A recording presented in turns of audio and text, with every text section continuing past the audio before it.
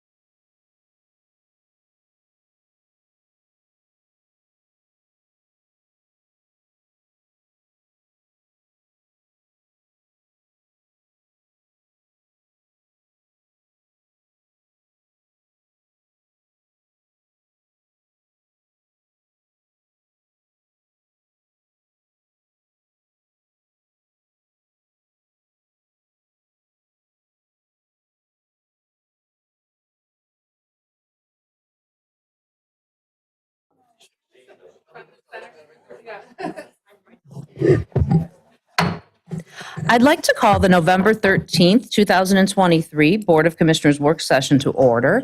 If you would like to, if you're standing and you'd like to get a chair from the lobby, feel free to bring it in or roll it in and squeeze it in. It's fine. There's a little baby chair up here in the front if you want that one. There's 2 seats up front here, right behind the computer. There's 2 seats up Right. here. Unless, are you reserving those? No? Okay. Oh, in stereo. There I am.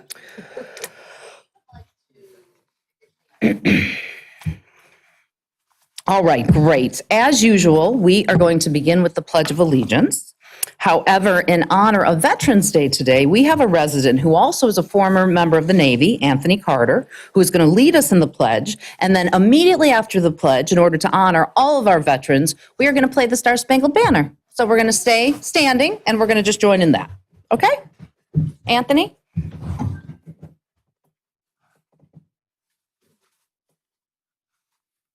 Pledge allegiance to the flag of the United States of America and to the republic for which it stands, one nation, under God, indivisible, with liberty and justice for all.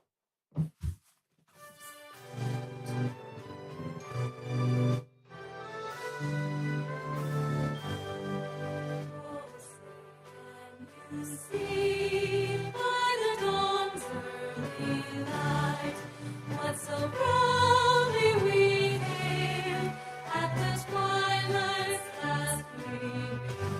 Star stripes and bright stars through the perilous fight. For the ramparts we watched were so gallantly streaming, and the rockets red glare, the bombs bursting in air, gave proof through the night that our flag was still there. Oh, sing us that star-spangled banner yet wave, o'er the land of the free and the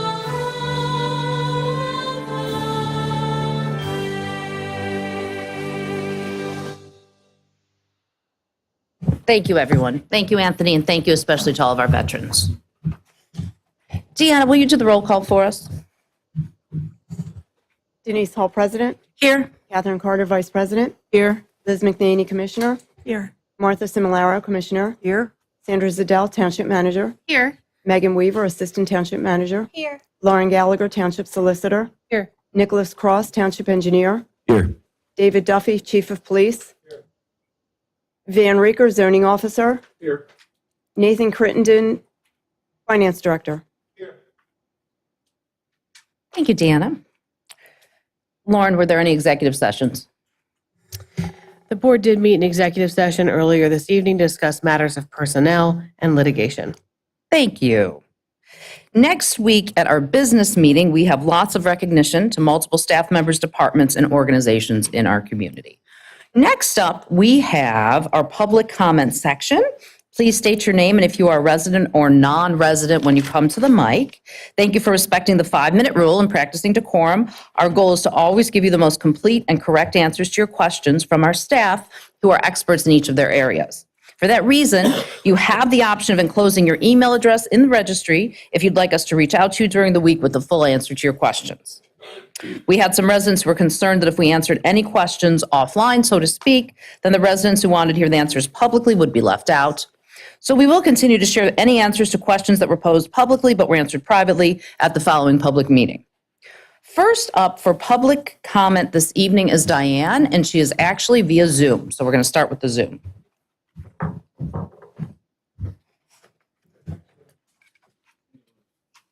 Hi, Upper Gwynedd. Hello, Board of Commissioners. Thank you for doing this on Veterans Day. And I stood for the Pledge of Allegiance, and my dog chewed along enthusiastically. I'm told, ask and it shall be given, seek and ye shall find, knock and it shall be opened up in Zoom. For myself, I'm not sure what your agenda is because my own agenda has been debt restructuring. come from a naval family and a public service first responder family. My interest is in participating in government at the local level, and the progressive in me, that part of me for the people, has been unable to serve due to some big pharma issues and the resolution of seasonal changes that affect us all. My interest is in making sure that people are sheltered. I keep hearing, I put something in the reporter, but I don't know that it made it. I'm concerned about making sure that notices going out by the township are accessible in more than one language.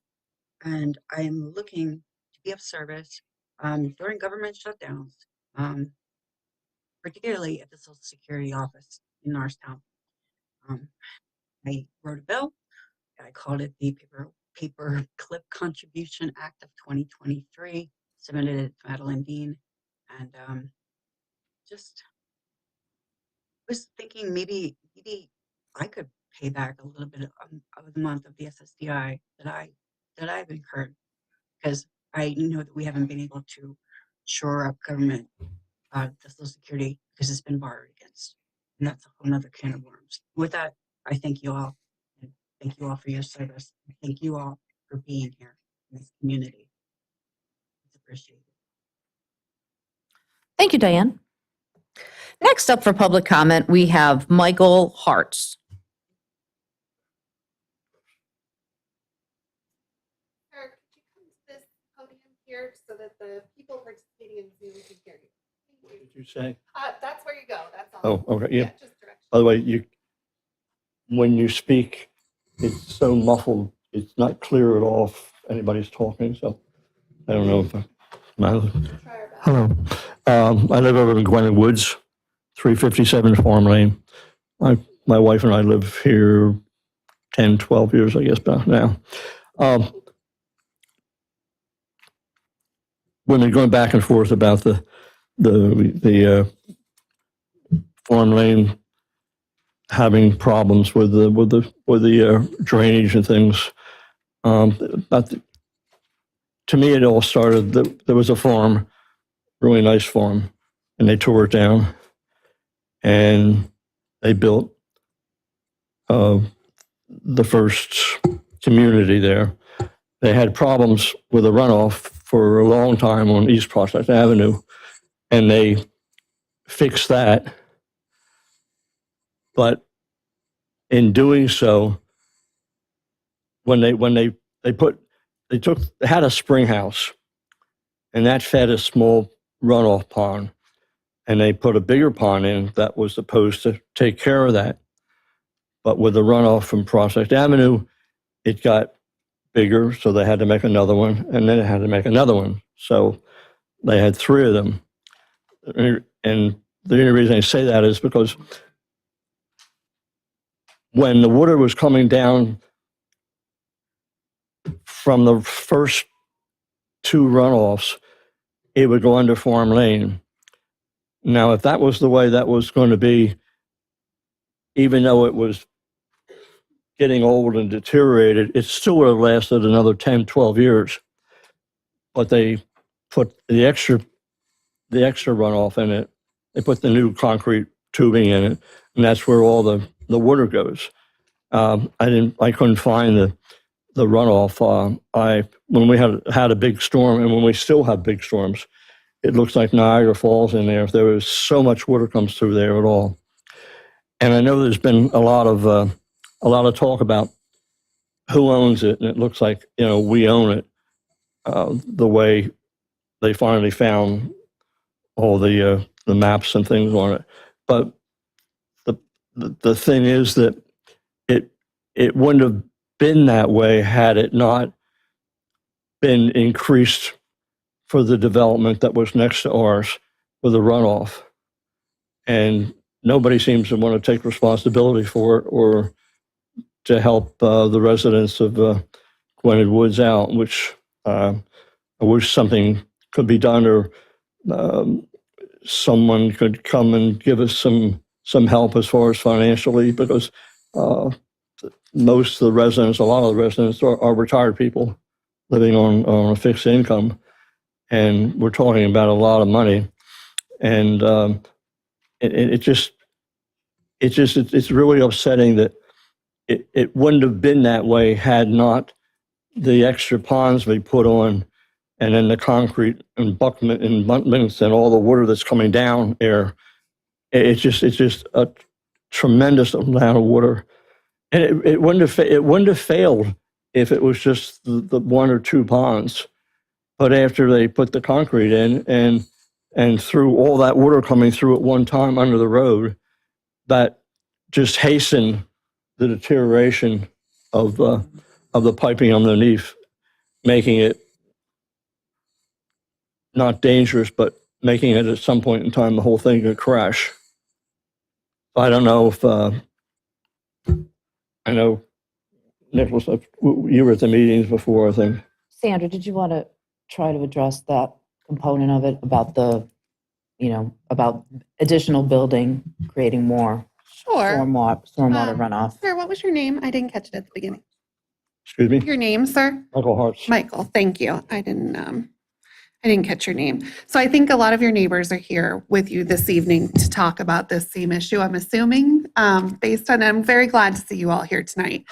We love to see our residents, but not because you have a problem. I wish that you didn't have this problem. I've met with I see Anthony Orafice in the audience. Did I get it right? Close, okay. We've met with your HOA staff. We have been working on this back to 2020 to see if we could find some way to help you all. We know it's an expensive improvement. Nonetheless, the improvement does have to occur. We tried to help connect you with funding sources through the county and the state and the PennVest loan program. And everything's failed? I'm sorry? They have not come through with anything? PennVest has come through, yes. I think that you will qualify. We sent communications to Anthony, but I mean, you guys will have, your HOA will have to apply for that. But there are low interest loans. I think it was 1.7% loans that the HOA can apply for. You can each apply for individually to help pay for the improvement. Not grants to take care of it. No, I wish that there were grants to help take care of it. But I want to take the opportunity to explain to all of you. First of all, I'm the township manager, so my job is to run the administration of the township, whereas the board's job is to vote on policy. This is more of an administrative issue in that we cannot fix stormwater, which is on private property. So I know it's not private property to you guys because it's not your individual property, but it is your HOA's property. The road is your HOA's property. The stormwater is your HOA's property. In the township, we have numerous HOAs, and if we agreed to fix the HOA for you all, an expensive improvement in the ground, we would have to do it for every HOA, which would certainly increase your taxes. So unfortunately, you pay for it through. But this all was caused by the engineers when they first developed. Okay, so I can't comment on what the engineers reviewed when they first developed your neighborhood, but I can comment on the fact that those types of pipes, the corrugated metal pipe, which I believe some of those pipes are that you're referring to, they're failing all over the township. And, pipelining is a great solution. Had your HOA known that you owned those pipes for the past, 30 years, I'm sure you would have saved and made the improvements or been able to line the pipes, which is what we do throughout the township. But it was the lack of ownership being clear that we didn't figure out until we did this. It was quite an endeavor. We had to look through a million plans. I'm glad we figured out who owned it. I honestly wish the township owned it so we could fix it for you. But unfortunately, we can't because that opens us up to then fixing the stormwater on every single person's private property. But Everyone is affected by their neighbor doing a development, like water runs. It was more of the amount of water going through it. The high rate of. The corrugated pipe, even though it was deteriorating, still would have lasted another 10 or 12 years. But because of you're running that much water through it, it's tearing it up. Well, I can't speak to that, but I can tell you in other neighborhoods in the township, for example, the Villages neighborhood, which is off Allentown Road, if you make a right back into that neighborhood, I don't remember exact year that your neighborhood was developed, but those were put in the 80s and they're all failing and we're having to line all of them. Now, it's on a public road and we're paying for it because it's in the public right of way, and we own it and we have to. But the issue is when we don't own a pipe, we cannot repair the pipe. It would be unfair to all the rest of the taxpayers. And it would also make your own taxes go up. If we took on the HOA repairs for every HOA in the township, it would be incredibly. There's no grants coming through. So I did check. I personally did this work and checked with our state rep and state senator and our county reps, and there are no grants. Again, grants are typically awarded to the township. Like we get grants to do public improvements all the time, but it's not a public improvement, it's a private improvement. And that's where the difference is on grant funding. That they typically don't give grants to like homeowners or private HOAs, unfortunately. Okay. All right. Thank you. Sorry, I would okay. like to help you. Why don't we go in, we're going to go in order with the public comments, and then if somebody didn't register, you're more than welcome to speak, okay? Next up, we have Peggy Hamilton.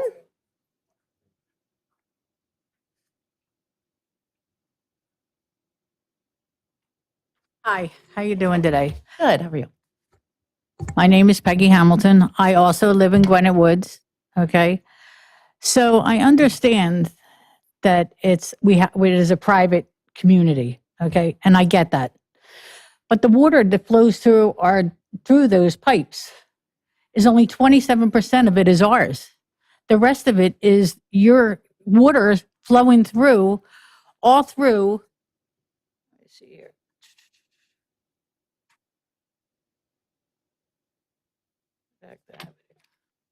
Okay, the 4 corrugated pipes, Culvert Farm Lane, function as a stormwater drain-off pipes for water originating from East Prospect Avenue, Newbury 1 HOA. In addition, Dogsworth Run, which is a tributary to the Wissahickon Creek, and the protected U.S. waterway flows through the culverts. So I get it that those pipes are ours, but come on now, 77% of the water flowing through those pipes belongs to the community. I can understand that you have to pay for the public side of it. What do we get for our taxes? We don't ask you to come in and plow our fields, our yards. We don't ask you to fix our streets. We don't even get police presence unless we call for them. But yes, but we wind up having to pay the taxes that we do. Okay. And all we're asking for is just a little assistance. We didn't ask anybody to foot the whole bill. We're just asking for a little bit of assistance from our community where we pay taxes. I mean, and I get it. I mean, go ahead. So a couple things, Peggy. So as Sandra told you, we're just asking for a little bit of help because we just need a little bit of money. We get that. Mhm. Except every single HOA that we have in our township could say the same thing. We have a lot. Every individual homeowner could say the same thing because stormwater is not something that was ever considered or built for when all of these homes were built. No one knew what stormwater was. Nobody talked about it. Nobody did anything about it. And what we've discovered is, oh no, stormwater is a big problem. We don't know where all the runoff is going, and it's destroying our yards. And now when there's building that is being done, it is mandated. It is something that we have requirements that we have to meet for the government. It is something that our engineers are hired to do just as much as possible. I mean, it is a serious business. But back in the day when everything was built, especially when your development was built, nobody considered that. So all we can do now is we can try to fix the stormwater where we can to the best of our ability. If there is a project, if there is a huge street that affects a lot of people, if there's a huge neighborhood, we can try as a township to get grant funding and to try to work on it to help the whole entire group. But to a public street, I'm sorry, that's very important, that word, a public street. But for the private streets, we can't do that because we would go bankrupt. We would have to increase everybody's taxes by like multiply them times 10 in order to be able to do it because that's how much stormwater need there is. So there's that component that there's no wiggle room with that, unfortunately. So all these Another concept I wanted to share with you that's really hard to understand and takes a lot to get, and it's only recently that I've started to understand it, is that it feels like it's not fair when you live in a development and by the luck of the draw, you just have to be at a lower at a lower elevation than your surrounding neighbors, and therefore you just tend to get runoff and you tend to get extra water, either be it from another house that's at a higher grade than you, or maybe a whole nother development. And that's just kind of the luck of the draw. We do not charge people for their individual stormwater runoff. So if let's say your house is experiencing stormwater runoff from lots of different areas, because stormwater runoff is always changing. I mean, it's always changing with every development, with every major 100-year storm we have, just with the temperature, just with the weather. It's constantly changing, right? And so if you realize, oh no, now I'm getting all of this water, all this extra storm water from these neighbors over here, we can't fault the neighbors. Now, if the neighbors were taking it and they were like directing it right towards your backyard and they were going out of their way to make sure that every bit of their water just went to you, yes, of course, then we can intervene. That is not allowed. But we can't control where all the water is coming from because it's impossible, because it's coming from everywhere. So that's why that burden falls on each homeowner. That's another negative of homeownership, is that you as a homeowner have to constantly adjust your stormwater plan. Can you imagine what would happen if Warren Lane fell apart, went into the ground, everything started backing up into your area? Then you'd have a big problem. Well, what I'm saying is, one of my point was that everyone has major stormwater problems because nobody was built for stormwater, except for the newest developments. Those were allowed for. But everybody has stormwater problems because the stormwater is always changing. And it's very frustrating and it's very expensive. There are townships that charge a stormwater fee to each of their residents. We're not doing that. We're not at that place. We luckily don't have to be at that place right now. And like I said, when it's a public street and it's affecting a big, huge neighborhood, we will work to try to get everybody on board, and we will work to try to do a plan that takes 5 years, sometimes 10 years to complete. But again, that's few and far between, and that doesn't help the individual private owners. Can't they find a way to slow it down so it's not Niagara Fall coming through those when they have a rain runoff? President Hull, let's let Nick address some of Peggy's questions. I hear your question about the 27%, and Nick is our township engineer, and he can try to talk about how that's handled throughout the township. Yeah, as Denise was getting at, it really is the unfortunate circumstance that we always deal with stormwater is there's no real way of punishing people upstream for what's happening downstream. So right now we're working on a project in the township on West Prospect where all of the water is coming from North Wales. None of the water is from Upper Gwynedd Township, but we need to upgrade our stormwater systems to handle it because unfortunately the areas where the problems are occurring take place in Upper Gwynedd Township. Now in this specific circumstance, the pipes themselves are sized correctly. The water should be getting through at the correct rate based off of designs that were put together, I guess, during the Newberry 1 phase. They made sure that the runoff was not going to be overly substantial. And as Sandra had mentioned, corrugated pipe, it just erodes away. I mean, pretty much every corrugated metal pipe that I've seen that was installed before 1980 it's completely bottomed out, every single one of them. And usually We didn't know that in 1980. I was just using an example there. I'm just saying corrugated metal pipe, you don't come across corrugated metal pipe these days that isn't eroded away. Nobody uses it anymore because Can you find a way to slow down that water that's coming through your concrete? What, 4 of them are For corrugated pipe. So, we're getting a little, it's difficult for anybody that's on Zoom to hear anybody that's not at the microphone. So we're going to ask everybody that if you're at the microphone, it's your time to talk. If you're not at the microphone, then if you can wait your turn to talk and then Nick can reply. I understood, sir, but again, if On the Zoom, doing Zoom to understand what's we're going on. trying to keep an order here and. I get it. Okay, it's just hard for us to understand that we aren't eligible for any infrastructure money or any kind of money coming from anywhere. I know. It's I just- wish I totally understand why it's hard for you. One thing I can offer, if you all would like, I know you're here now and you want answers now, but we could certainly set up a private meeting for your community that you all could come to in the same room, not at 7 p.m. or whatever, when we don't have a public meeting, where you can shout out questions and Nick can answer them and I can try to answer them, because I can see that you want answers.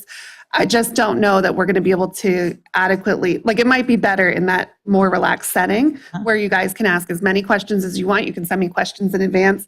The staff can be here to answer those questions, because really, like I said, this is not as much a commissioner decision as it was a staff decision, and it's a legal matter, which Lauren is our solicitor, in that we cannot do work for private property. But I would like to answer all your questions. I hear the basis of your questions, that they are like the stormwater is coming from somewhere else and we all have to deal with it and we're left holding the bag. I totally understand that, and I want to answer all of your questions. And you can stay and ask your questions, but it might be best if we set up a meeting time. So why don't you guys we're going to do a fun poll. Everyone raise their hand if they'd like to have an individual meeting just for your neighborhood with our engineer and staff. Yay! Oh my God, I won my first poll. I love it. Thank you guys. And Peggy, the other question you asked is, what are we getting for our money? If you want to stay, on the agenda, I'm going to be doing our budget presentation, and you'll get to hear everything you're getting for your money, because I promise it's more than what you feel like you're not getting. There's tons of things you're getting. We're repairing roadways that you travel on, public safety, new funding for our ambulance corps, funding for the fire department, the volunteer fire department. So there is a lot that you're getting. It just doesn't feel like it because we can't say yes to this, which, again, we all wish we could. But what we can do is make sure you have all the information. So do you have a leader? Who's the leader? Anthony's the leader, and that guy, what's your name, mister?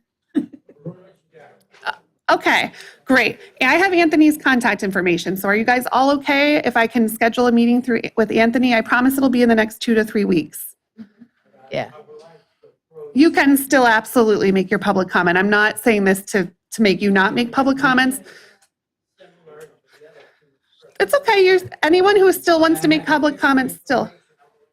Sure. Okay, great. Peggy, did you have anything else you wanted to No, say? that's it. Thank you Okay. so much. Thank you, Sure. everybody. Sure, absolutely. Okay, next up for public comment, we have Keith and Dina Clerk. It's going to be me. I put my wife's name down. Okay. I'll cross her off.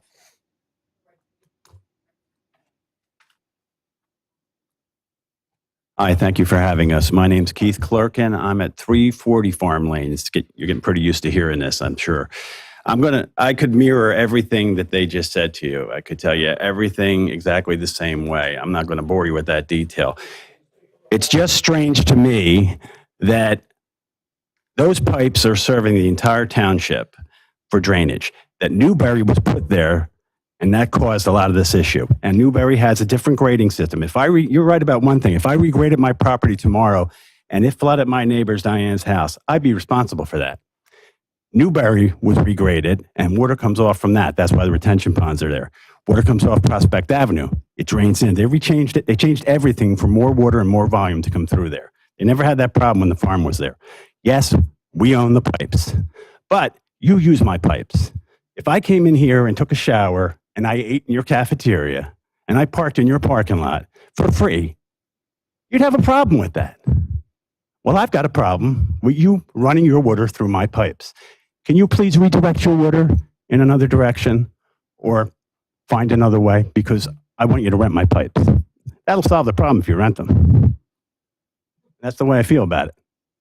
Thank you for sharing that. I don't understand what of my water am I putting through your pipes again? Where's? The runoff from the entire township going through Oh, our okay. pipes. What Sorry, I'm I didn't what I'm understand. You saying said is that I you're was getting a free directing water. service without any of the liability.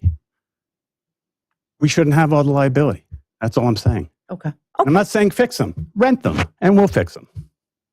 Okay. Make sure you come to that meeting and you can get some Respect more the commission direct and everything answers. else. And I also, nobody here in particular that I'm seeing now, but I've had people come to my house and ask me to vote for them because they can make changes and help people.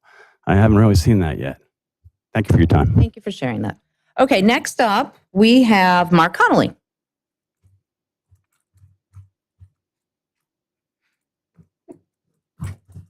Mark Connolly, 11 Kearney Drive. So this might be slightly premature because I know we're going to do the whole budget presentation, but I guess the question I had, which is, That's surprising because I'm normally fairly loud. Can you all hear me now? Okay. So I was trying to speak softly.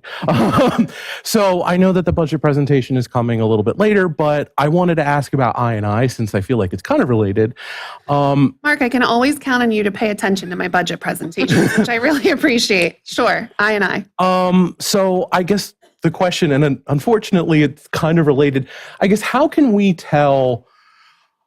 I know I've lived at a previous residence that's not in this township. I know I've heard of situations where, for example, people have, their drainage pipes on their house, their gutters coming down, potentially going into the sewer, or some pumps potentially going into the sewer instead of going into anywhere else. Right. I guess I assume that with I&I, that is part of. I guess, is that part of what we're doing, or is it more just like lining pipes and things? Sure. So I&I is inflow and infiltration, and it refers to groundwater which enters our sewer system. We don't want groundwater entering our sewer system because then we have to treat it as sewage when it's just water and it doesn't need to be treated.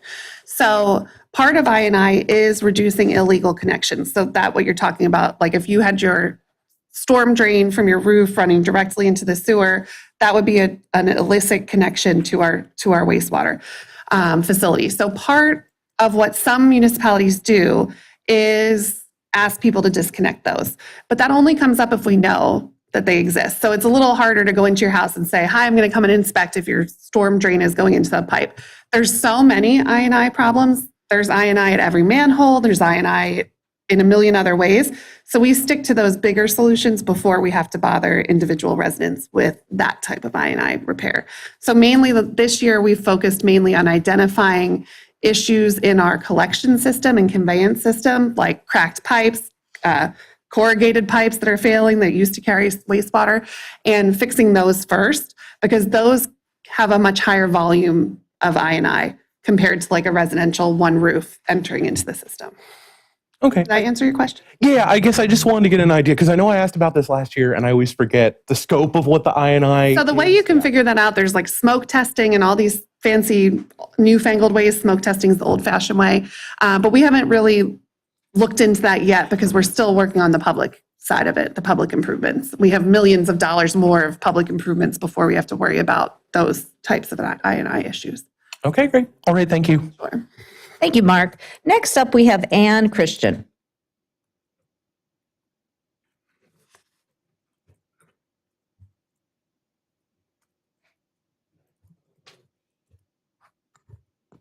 Good evening. Thanks for having us here. I'm another resident of Gwynedd Woods. I've been here 15 and a half years. I served on our board as treasurer, president, and vice president for 8 years. Newberry, we tried to be neighborly. We accepted them coming next door to us. But Newberry is the problem, not the people. They're nice people. It's when that development was built, there was a lot going on. They had to know that those pipes were failing. So 2012, and they failed in 2020. We're talking 8 years, okay?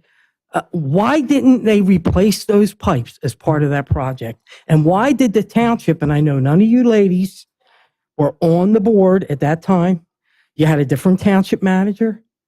The only person I recognize is Van. It's definitely Van's fault. Yes. No, just kidding. Just kidding. But Van's always been helpful, by the way. He's been very helpful. Why wasn't it stated at that time, there's a problem here. Let's fix it now. But, the developer just wanted to get 30 houses in there or whatever's in there. And in your case, you're going to approve it because it's tax revenue. And that's great. But we're also paying taxes. And like Peg said, we feel like we're not getting anything for our taxes because we're a private community, which I wish we weren't a private community now. But, we're talking senior citizens here, every one of us.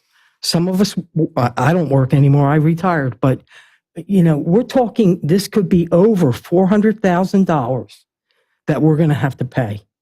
And that's going to be a burden on people that are on fixed incomes.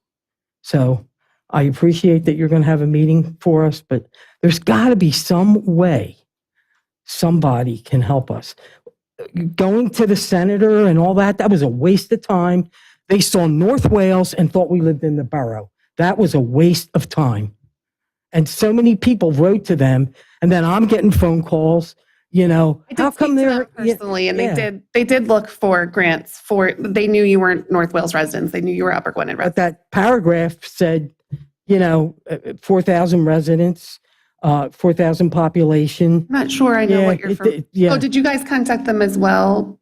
No, yourself? it was the letter that we got that told us who to write to. And, North Wales Borough has a population of 4,000, and it said 10,000 is the maximum. And Upper Gwynedd is 17, but nobody looked that up but me. And I was like, we don't qualify for this. I think you're referring to the low impact roadway grants. Yeah, it was some kind of, I don't remember exactly what it was, but anyway. So we're just asking, I know you're looking into doing low-income housing for people. I mean, what about us? What about the senior citizens in your community that are struggling and you're worrying about low-income housing? Cut us a break, I mean, really. We all pay taxes. My taxes are $5,000 for a postage stamp. It's ridiculous.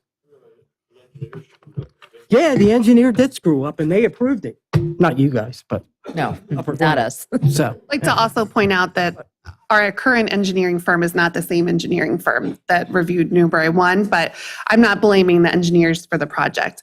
There's a lot of nuance to the way this works. And as I've promised, our current engineer will go over everything he can regarding that. Good. But we thank you for your comments. Thank you. Okay. Next up is Tom Price.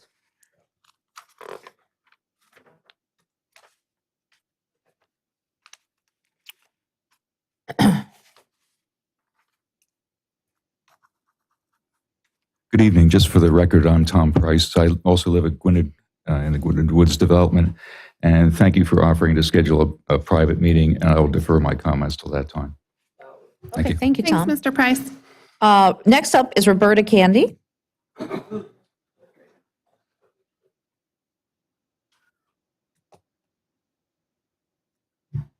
Guess where I live? I think we can guess. Gwynedd Woods. Gwynedd Woods. Yeah, I have been here almost 16 years. Originally from Northeast Philadelphia, born and raised. So Ann, as she pointed out, some of us were here at meetings before Newbury was ever approved. We remember when East Prospect Avenue used to flood from the stream that ran under it from the farm. And sometimes it had to actually be closed, the flooding. And the township came in and did work and reconfigured and did other piping under Prospect to correct that problem. And then the board approved Newbury. And Newbury, we were here at meetings, and we had a big plot plan. I happen to be a real estate broker and bank appraiser for mortgages. So I'm used to dealing with new construction and appraising. And I looked carefully at that, and they were going to have one pond. That was approved by the township. And then it got to be two, as someone else said, and then it turned into 3 big ponds, and the township approved this for construction purposes. It never should have been approved to flow through that little pipe under Farm Lane in our development. And there was no need for 3 ponds before that Newbury construction took place. And before any of the houses were there, and they only had a couple houses, I went and looked at the sample house. And the realtor that was there, I said, there was only supposed to be 1 pond. And now you're putting in 3. Oh, yes, isn't it lovely for the geese and everything? And I said, no, it's not lovely. So my question is, how and who approved those 3 ponds? Because we didn't have a problem with our pipe, as was said earlier by Mark. We didn't have a problem until the township approved that development and then went and approved another development behind it when the Methodist Church decided to sell their land, and we came to meetings about that. And they have great big holding pond also, right adjacent to our development, right next to the party line of our development. So to those of us that are seniors, I myself am 83 years old. I've been a realtor, broker, appraiser for over 40 years. All right. I've done a lot of appraising of new construction sites when they developed all of Bucks County in the 80s and so forth. So I know somebody has to take responsibility for the fact that we are not in control of what not you folks, but what the township approves. The township approved that development, which created a problem in our private little 104 house senior citizen community. So don't tell me about individual landowners that are having a problem with their neighbor's runoff. We're not just talking about one house runoff. We're talking about a development. Now, yes, you're getting lots of tax money from those new carriage house, which years ago we called them twin houses. That's what they are, twin houses. But they're carriage houses with high taxes. And I remember one of the owners of one of those properties standing up here in a meeting and fighting about the fact that they didn't want that other development developed behind Newbury 1 because he had paid a $10,000 lot premium to be up against the trees. And there were all trees between us and the ball field, which have all been torn down. And that builder said, oh, yeah, we'll change the lights so that they just go down. Because I pointed out during that meeting, you tear all those trees down and those floodlights are going to come into our community. So somebody in the board said, well, will you take care of correcting those? Oh, yes, we'll change the lights so they just shine down. Did they do it? No. Yeah, and there was going to be a berm and all that. So no. And did the township make them do it? No. So I'm sorry that I'm not sorry I'm raising my voice. I am angry. As an 83-year-old woman who has paid my taxes, and I'm still a working real estate broker at 83, okay? And I am very angry that the township says, well, if we help you, we'll have to help everybody, and then that'll make everybody's taxes go up. Not you personally, but you, the township, created our problem. And this is what Mark was trying to say. We didn't have a problem till that development was built. And our development was only built in the late 90s. My house was built in 1997. So we're not talking about 40 years of a pipe. When I first, I'll leave Roberta. you with this. Okay. When Are I you wrapping first it up? entered real estate. Are you wrapping it up, Roberta? Yes. Because you're way over When 5 I minutes. first, Okay. well, other people have also, but when I No, they first haven't entered actually. real estate, a wise woman told me to always remember, don't tell me the rules, tell me the exceptions. And that's what I'm wrapping up with right now. Don't tell me your township rules for the fact that the township approved. I don't care whether it's a past engineering firm, the township approved it. So the township has to step up and take some responsibility.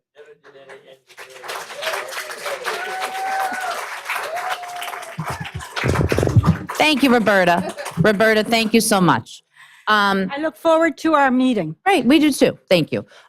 Nick, maybe that's one of the topics you can talk about at that meeting is the stormwater that was required of Newberry, and explain that, what the stormwater requirements were, why the big ponds were there, what was the deal with the trees, all of it, so that they can understand all those details that weren't explained to them with the prior administration.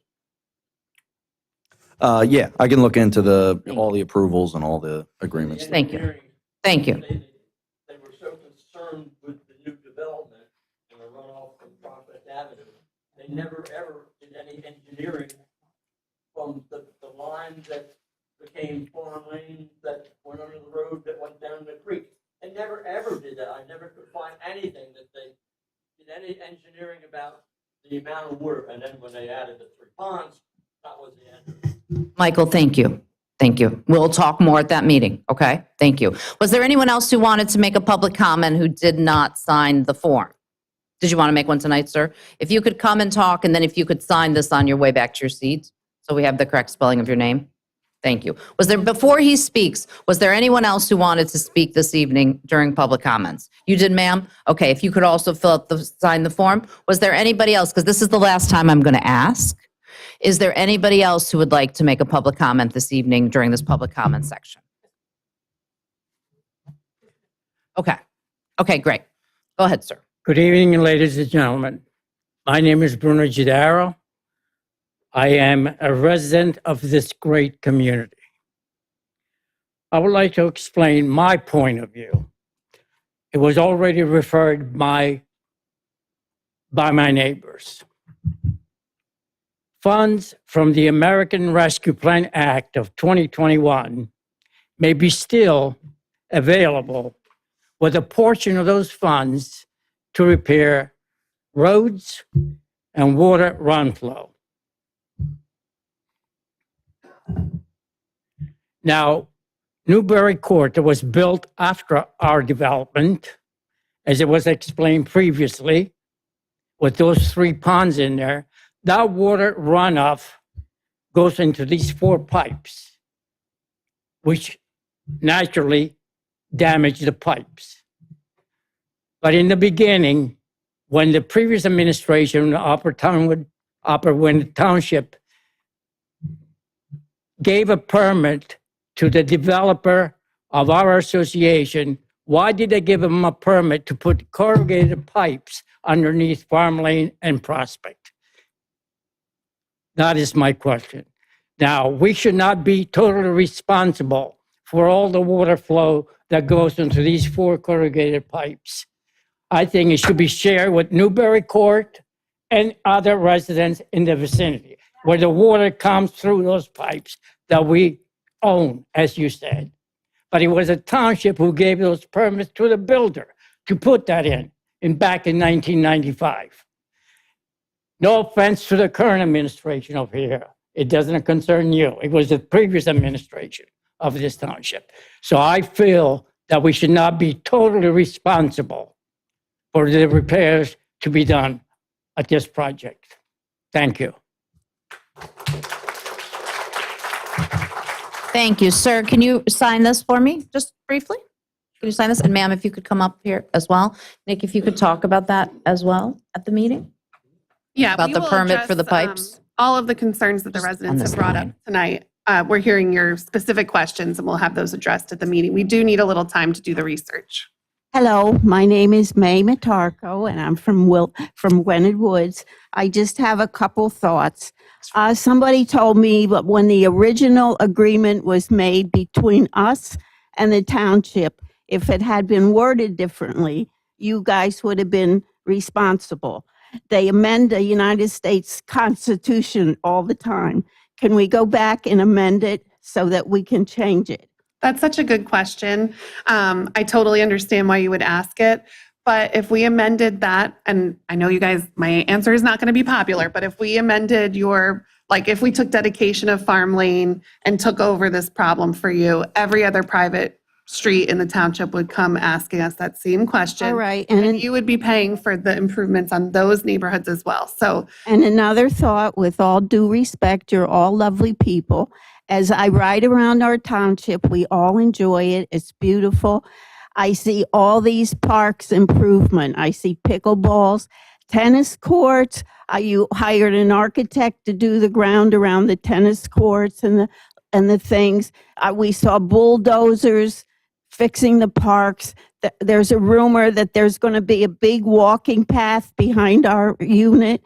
Maybe you could reconsider spending that money on the luxuries and spend it on the necessities.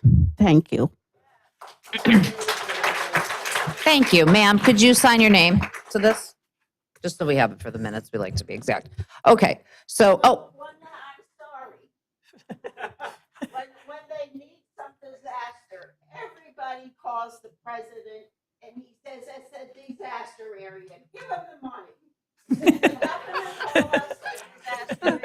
you could contact him. You could send him an email maybe or a letter. Ask him. Okay. Maybe we could have all the local commissioners, that's you guys, all the senators and stuff come and tell us why they voted in, and they're here to help us all. They're for all the people. We'll say, what about us? That would be nice if you could invite all of them. And the governor. I don't know that I could invite all of them. We could work on it. We could come up with a list together. Ma'am, can you sign this piece of paper, ma'am? Ma'am. That's okay. If you could just sign it because we need it for the minutes. Right here. That's okay. Just We spell wish your we name. had the kind of pull to get the president here at all of our meetings to pay attention to our important. Yeah, well, Okay. we'd love to have Governor. Josh, but he might be busy these days. Okay, all right. Commissioner McNaney wanted to say something, and then we're going to end the public comments. I just want to clarify. Bruno, you had said that it doesn't concern this board. It does concern us. And I feel for you guys, and it sucks, and I'm sorry that you have to go through this. And we as a board will do whatever we can. I'll be at the meeting.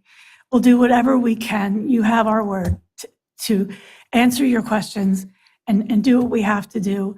If I could write a check, I would, to help you. Maybe we can have some sort of fun fundraiser and help. I don't know, but we're here to help. We're here to answer questions and see what we can do if we work together. And I so appreciate how respectful you have all been to us this evening. It's refreshing, and I appreciate that. I just want you to know that we hear you and we will do our best. I was asking Sandra during this, Senator Pennycuick was contacted, Representative Hanbidge, and the county. We'll see what we can do. I can't promise. I wish I could. But if we all work together on this, we'll see what we can do because it does concern us. I think we could invite them. Yes, I can invite them to our meeting. I can't guarantee, I'm not the boss of them. I can't guarantee they'll come, but I will definitely invite them. Asking them for some relief. I- It's going to be hard to look you in the eye and say, "Huh, I can't do anything." Well, I grew up in Willow Grove, and that's where Jill Biden grew up. And I knew Jill's sisters. So I'll make a little, no, I wish I could make a little call to Joe. Unfortunately, I wish I could. And we're here to work with you, and we all want the same thing. And you have our word that we're here for you. And thank you for coming again and being so respectful. And understanding. We appreciate that. Okay, ma'am, we have a long meeting, I'm sorry. But at the public meeting that we're going to have, you can say everything you want to say, okay? All right, great. So we are going to move on with our meeting. If anyone from Gwynedd Woods would like to leave, we won't hold it against you right now. If you would like to meander out, feel free. We'd love to have you stay. You can stay and listen to my budget There's a budget presentation if you'd like to see, but if not, again, we won't take it personally.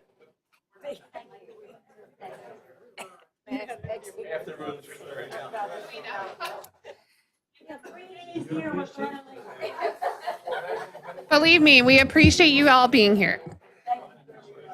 We'll be in touch about the meeting. We will.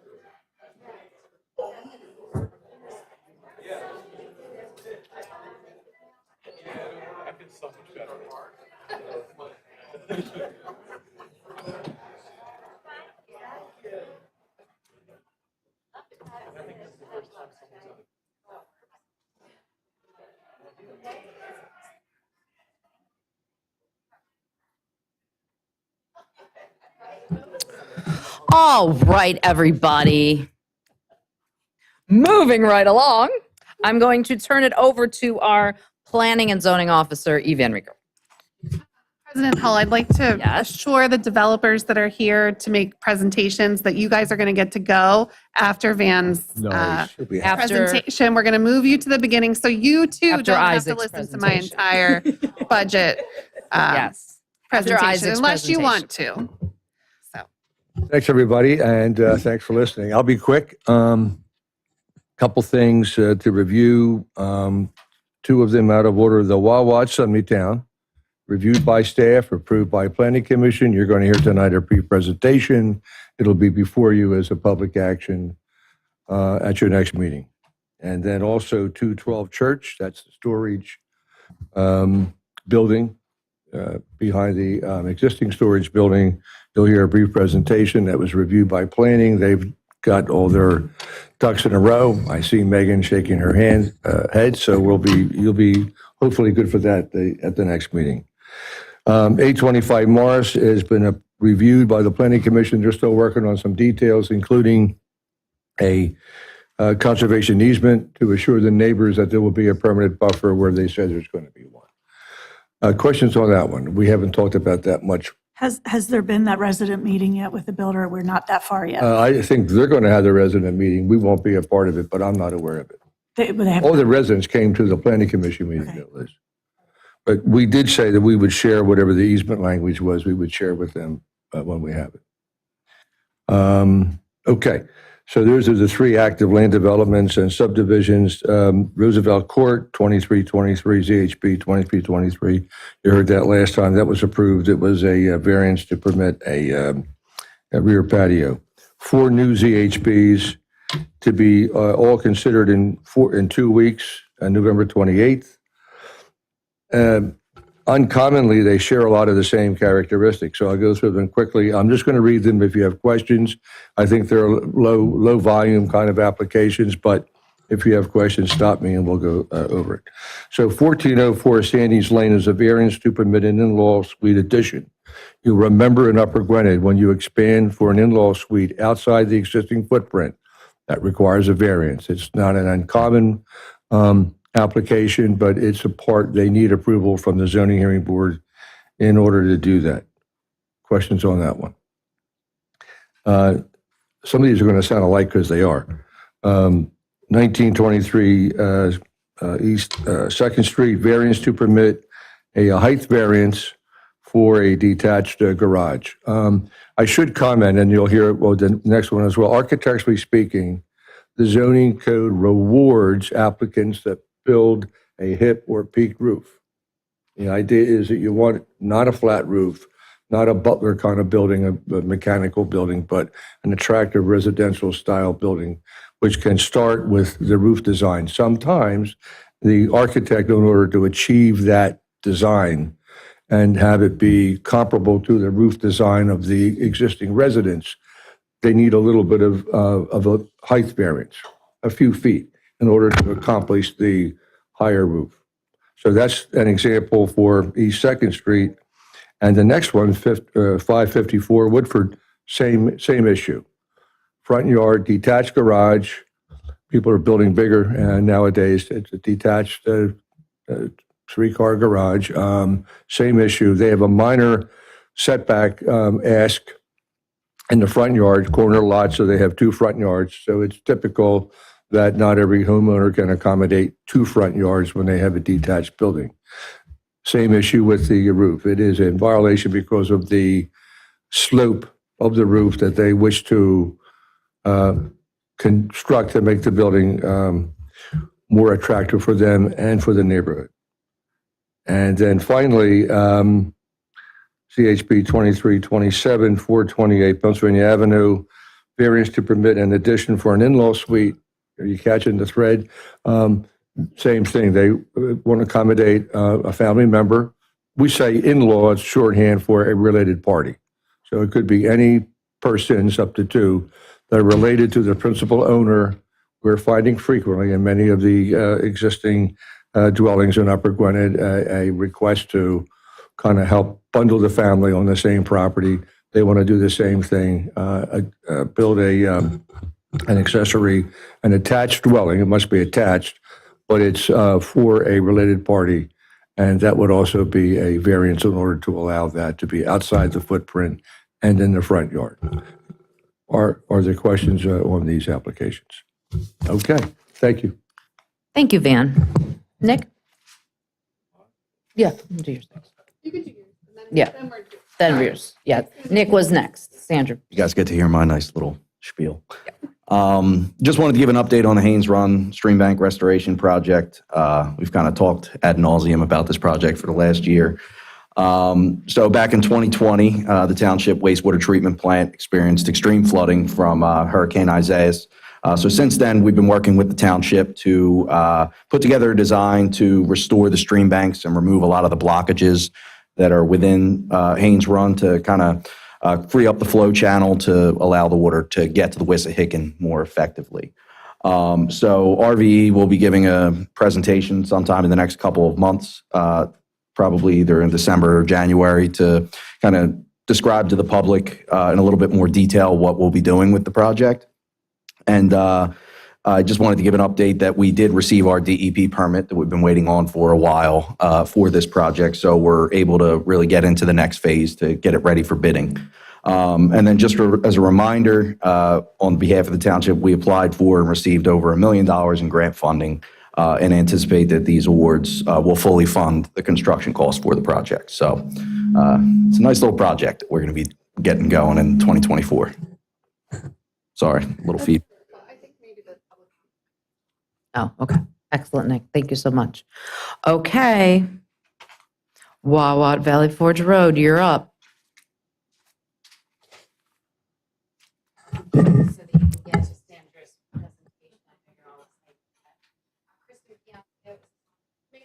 Oh, all right. Kristen Pianzio from Hamburg, Rubin, Mullen, Maxwell, and Loop, and I'm here with my team for the Wawa at the corner of Valley Forge Road in Sumney Town. You're all familiar with this. Bruce and Judy Goodman are here. I have Matt Hammond from TPD and Sean Munns, our civil engineer from Bowler Engineering. The property, as you may know, contains a strip center with a walkout second floor out the back. The only Excuse me. Can they introduce themselves separately? I don't know who, like you didn't point to who you're talking about. Sean, could you stand up? Civil engineer from Bowler Engineering. Okay. Next to him, Matt Hammond, civil engineer from Traffic Planning and Design. He's our traffic engineer. Judy Goodman, Bruce Goodman. They're representing the owner, the owners of the property. All right. Thank you. Okay, sure. So the existing property would be redeveloped. That means complete demolishment of the buildings that are there. It's 4.1 acres. The proposal is a 5,330 square foot Wawa convenience store with gas. That would be 8 pumps that provide 6 fueling positions. As you know, there's frontage on both Valley Forge Road and Sumney Town Pikes. They will be reconfigured as part of this development. We're working with both the county and PennDOT as we deal with each of them for each road. Valley Forge Road is proposed to be a right-in, right-out only. Sumney Town Pike will be a right-in, right-out, but with lefts in. Matt Hammond is working with both the county and the state for those permits and for those access driveways. Parking required is 38 spaces. We are providing 69. We also have an additional 14 spaces, which are earmarked for our neighbor, North Penn Auto. As you may know, we went to the zoning hearing board. We needed a special exception for the gas. We had some variances for signage. North Penn Auto appeared, they opposed our application. We had 4 hearings, I think it was, in total. The application from the zoning hearing board was granted. North Penn Auto appealed. They also filed a private civil action relative to their claim of rights for the parking spaces. We responded, and we are very glad to tell you that we settled all of that with providing those 14 spaces for them, among some other things.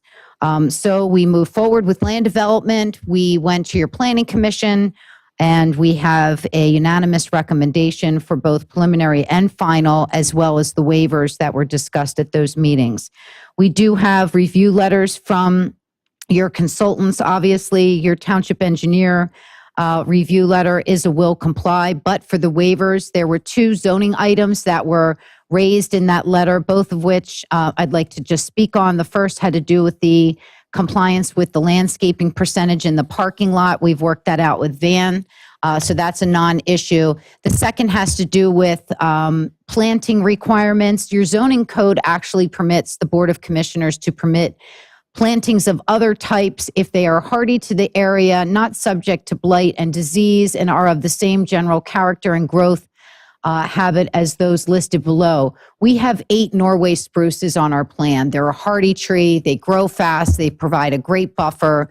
So your zoning ordinance does permit us to use them with the Board of Commissioners' approval. Otherwise, we would have to change the landscaping out, but we feel like that's a good choice. And I don't know if there's any opposition from anybody on staff.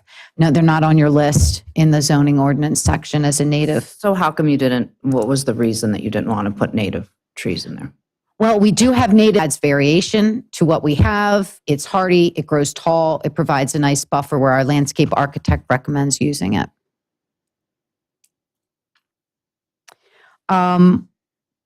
Like I said, we'll comply with all your letters. The Planning Commission from Montgomery County made some recommendations.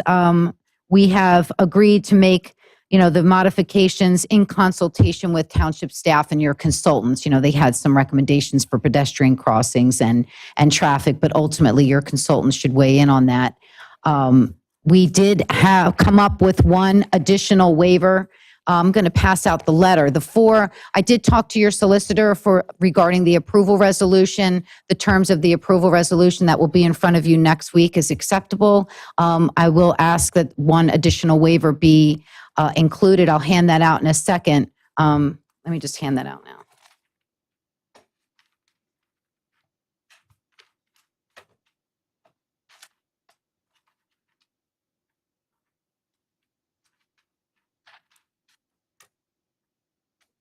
Thank you.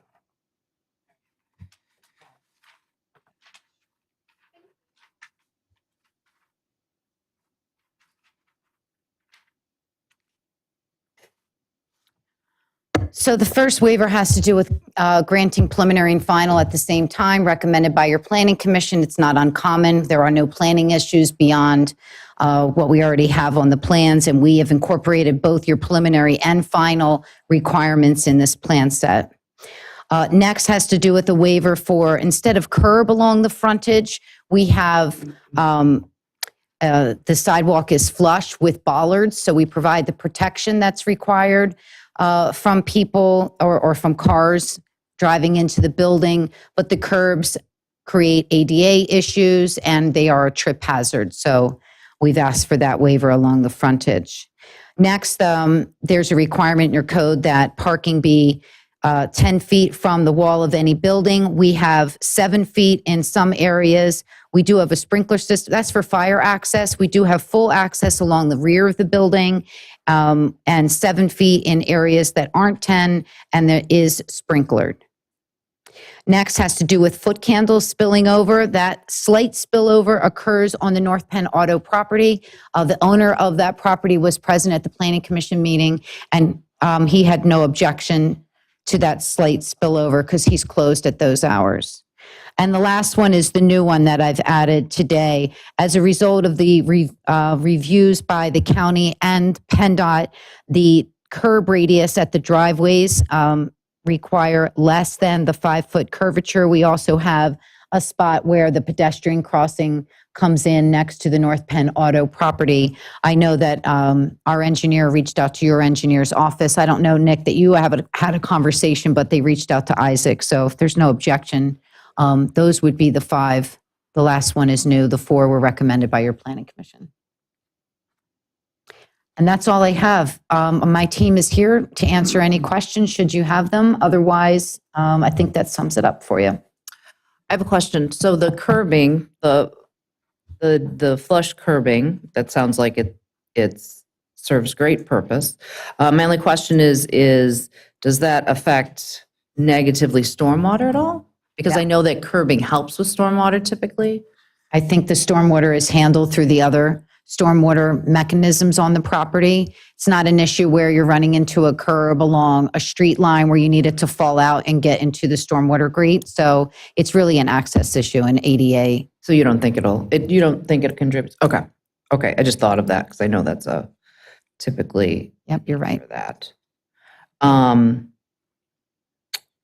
Does anybody else have any other questions? Go ahead, Martha. I have a few questions. Sure. What's the present size of the Wawa store there that's there now? How many approximately? The existing store?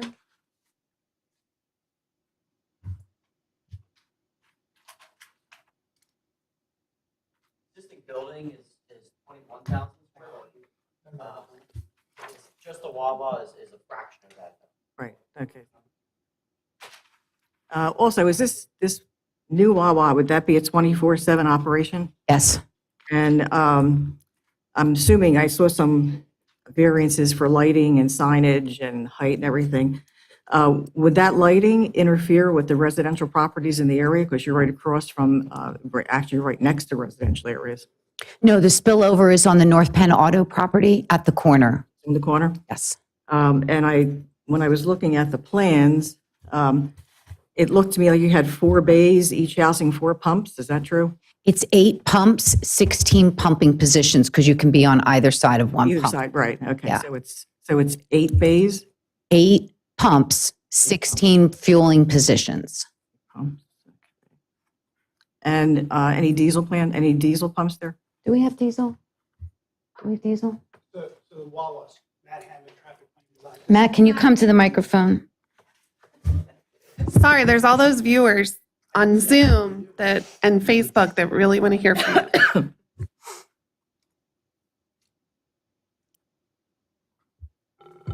So to answer the first question, the existing Wawa is 4,830 square feet. As far as diesel is concerned, yes, the pumps will be the traditional pumps where you have regular premium unleaded as well as the diesel option for vehicles, for pickup trucks and diesel vehicles. Okay, and do you have any plans for any kind of EV charging stations? There is adequate space, but that's something that Wawa deals with later. They work directly with any vendor about EV chargers, but we have space for it in case that happens. And just beyond that, the infrastructure is put in place. Wawa puts the infrastructure in place so that if the vendor decides that this is a location where they want to provide EV parking, then the infrastructure is there and they just need to provide those charging stations. And so I read through all of the documentation, which was a lot, but I read through all of it. And RVE, our engineering firm, put together a document. And one of the comments in it was, upon review of the submission, RVE is following comments. Any underlying comments must be addressed by the applicant prior to approval. Are you talking about the review letter of July 24, 2023? Yes, that one. Yeah, so that's a typical comment that everything has to be clean, and he'll issue a letter saying, we call it a check set when all the revisions are done. Your engineer will issue a check set review letter saying that every item in all the letters and the approval resolution and the permits are in hand and allow the plans to be signed and recorded. So until he writes that, then we can't do anything. Okay, so that has to be done before anything is done. That happens with every land development. It sort of happens behind the scenes after you guys do approval. Your approval is conditioned upon the applicant satisfying all those requests. Yeah. The other one is from Gilmore, I believe, and I don't have it with me, unfortunately. G&A recommended that the proposed lateral be relocated to an alternate lateral connection point of the existing sewer located in Sumney Town Pike. Hang on, Sean will answer that one for you. He's our civil engineer. Okay. Up to the mic here. Yes, so we have coordinated with Gilmore to actually revise the location of that sanitary connection. As it turns out, there's actually an existing main along Sumney Town. So we're going to be tying into that main on our side of Sumney Town as to not disturb as if possible, any of Sumney Town Road would be our ideal. So that is the plan. So That is plan, okay. that'll be part of the revised set that your engineer reviews as well. That'll be part of the revised plans. Yep. Okay. Correct. Yep, and we have to do full sewer permitting through DEP. That'll be part of those plans as well. And the last question I have, which I'm sure you'll be thrilled, I don't have any more after this one. I was reading in the I guess in the traffic report that it said an updated traffic impact assessment should be prepared based on the updated traffic count data for the intersection of Valley Forge and Sumney Town Pike and using the 11th edition trip generator calculations. So is there an updated traffic report, traffic impact analysis? Is this the July 28th review from Heinrich Klein? So you'll notice underneath there, it says new comment. On the second page, it'll say new comment. You know what? I didn't bring that with me, unfortunately. So I'll just read the second comment. It's in relation to what you just stated. It basically says satisfied. Revised updated TIS has been submitted with the updated traffic counts and trip generation estimated based on the latest edition of the trip generation manual. So that's been satisfied as far as Mr. Heinrich is concerned. Right.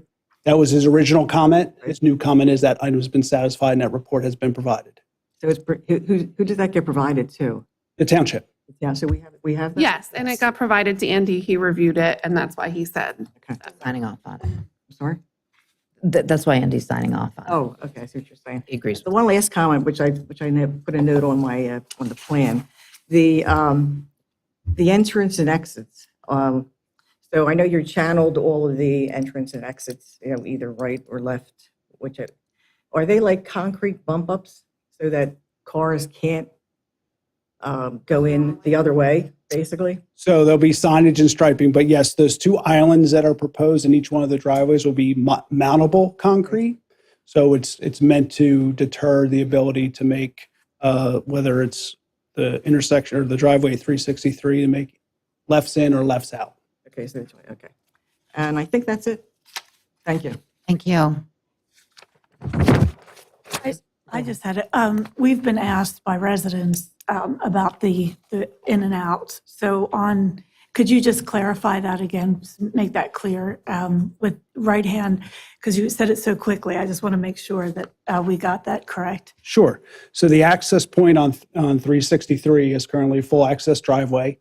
That's a PennDOT roadway, so it's under the PennDOT jurisdiction. That driveway will be revised to a right in, right out only. No lefts in, no lefts out. Sumney Town Pike driveway is currently also a full access driveway, but that falls under the jurisdiction of the county. As Sumney Town Road is a county road. Thank you. Sumney Town Pike is a county road. And as part of the approvals through the county, that is a right in, right out, left in only, no lefts out. Okay, thank you. And one last thing. You had mentioned the crosswalks, the pedestrian crosswalks. You know that area and all the foot traffic in that area. Could you explain, will there be alterations done to what's already there now at that intersection or at Sumney Town and Valley Forge Road?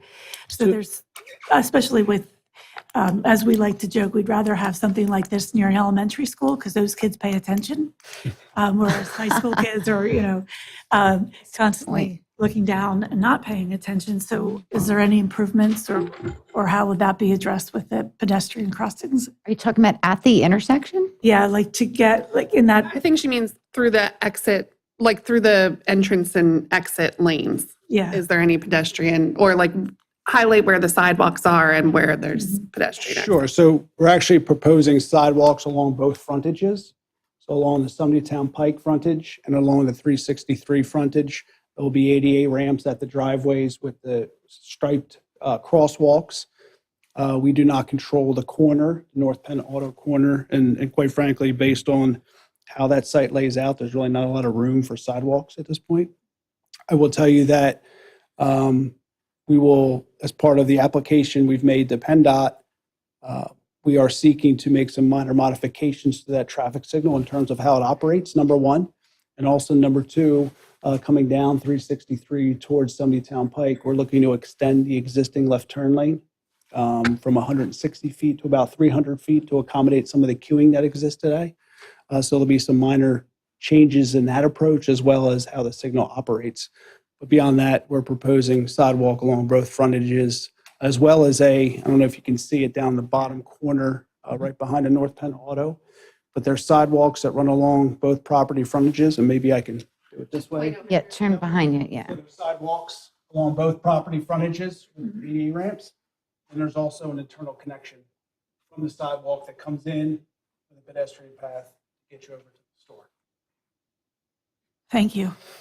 There's a sidewalk, lot, an ADA ramp, and then there's striping here for pedestrians to get over to the Wawa.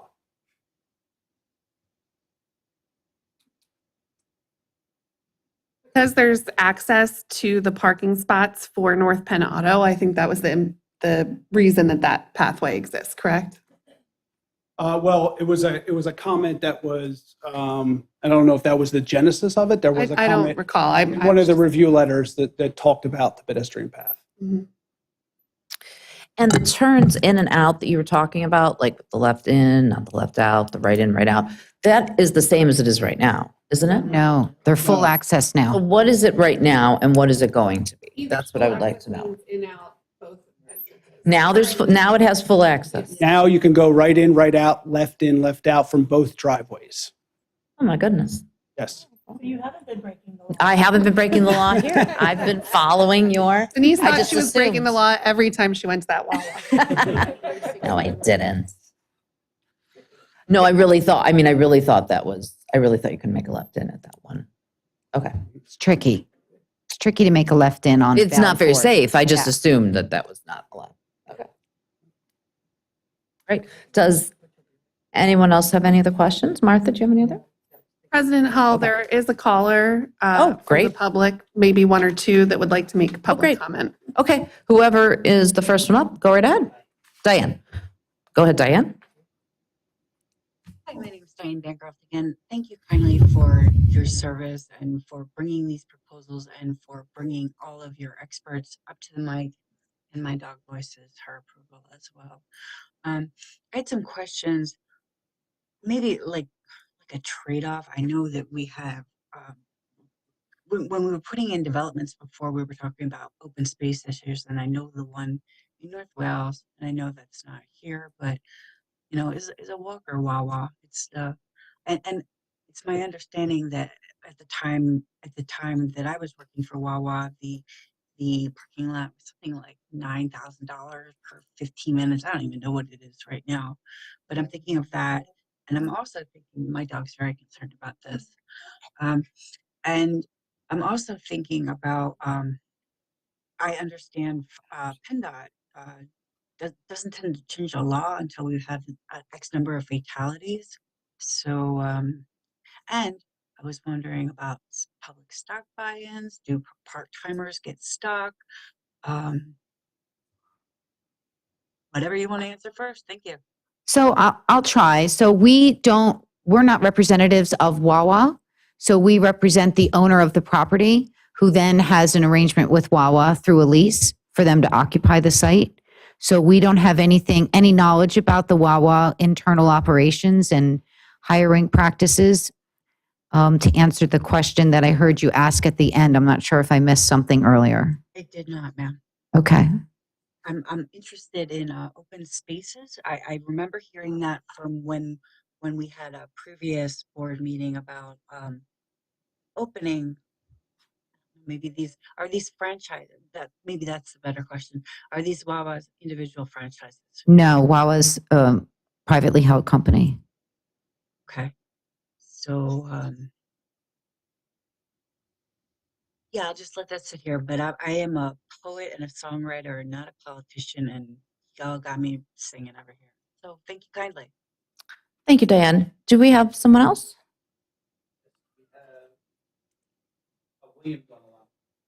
William? William, go ahead.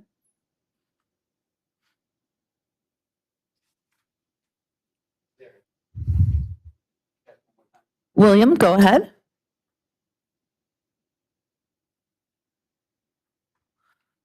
No, we lost him. Okay. Did we have somebody else? Sorry, talking on mute. Oh, here he is. Sorry. Is there any bike rack in the layout of the property plan? With bike racks, Sean. Actually, William, as we're waiting for that answer, I was going to say, because I thought it was you calling, and I was going to say something about bike racks if we couldn't hear you. So we know that the biking is important to you, so they're looking now to see if there was any place for. I don't recall us having bike racks. Do you, Sean? No, we don't have any proposed bike racks. Kristen, would your client add a bike rack to the property? We'll surely look at it. Since Wawa's not here, I can't answer that question, but nothing that we're opposed to. So we'll definitely take a look at it and see if we can. Okay, thanks. Thank you. I would just encourage that it's a high volume intersection. And with all due respect to Wawa, this is only going to bring more auto volume to the section. So anything we can do to drop that incrementally and make it easier for people to come in there with anything other than a car is a good thing. And I guess my other question is, as a driver, or a person who drives through that intersection a lot as well as bikes, and whatever the study was, I mean, we know right now at several times during the day, the westbound traffic on Sumneytown there backs up all the way back up to Supley. And I assume that the volume that this Wawa is going to have is only going to make that worse. So I don't know that it's possible, but just like you're taking no left out of the Valley Forge exit, is there a way to remove no left in out of on the Sumneytown side? Because it's only going to exasperate the queue and the backup down to Supley Road. And that's all my comments. Thank you. So I would say that we have conducted the traffic study. Our responsibility, not only dealing with the township requirements, but also the PennDOT and the county requirements, is that we mitigate the impact of a proposed development and hopefully make it operate better than it operates today, which we have shown in the traffic study is achievable. In terms of the left in off of Sumneytown Pike, there's already existing left turn lane there now. There's an existing 4,830 square foot Wawa that exists in that center. And at one point years ago, that center was fully tenanted and thriving. I would point out that we're well aware of traffic backups on Sumneytown Pike. We're aware of the traffic that backs up on 363. And because of that is the reason why we have restricted some of these movements from the safety perspective and the fact that during some of these peak hours, the traffic volumes do back up. So I would say by restricting the left in off of Sumneytown Pike is just going to add more of an impact to the intersection because it's going to be more so confusing to the existing Wawa customer and anyone else trying to get into the site from Sumneytown Pike because they don't have another opportunity. If they come down to 363 and make their left turn, they won't be able to make a left into 363. So we felt that that movement was appropriate because of the fact that there's a left turn lane there, because of there's an existing customer base, because they don't have many other opportunities. Great. William, did you have anything else? Oh, he's done. Anybody else? Okay, that's everybody for Zoom. Anybody else, did anyone else here want to make a public comment? Or a question, not a public comment, just a question?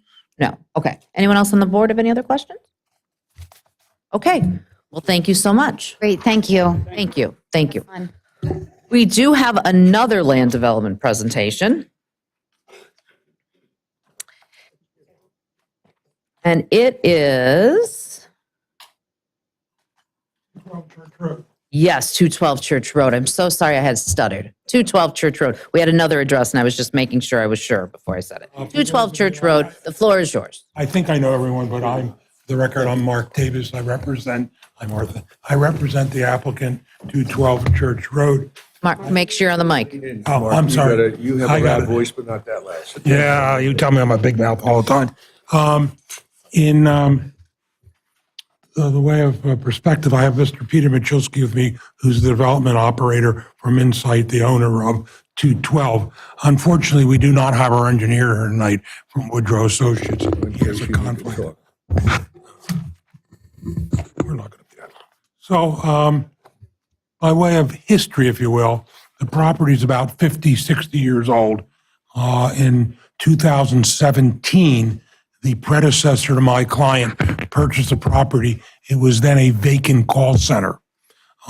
With a special exception, in 2017, our predecessor developed the property into a mini warehouse storage center. I don't know if that's the right term, mini warehouse, but I guess I'm close enough. At that time, the developer got a special exception. Then Peter's company bought the property, and it consists of approximately 95,000 square feet. The proposal is to add 37,000 square feet. So you understand that area that's being covered, as you will, where we're putting the proposed 37,000 square foot building is already storage. It was approved by the zoning hearing board as outside storage in 2017.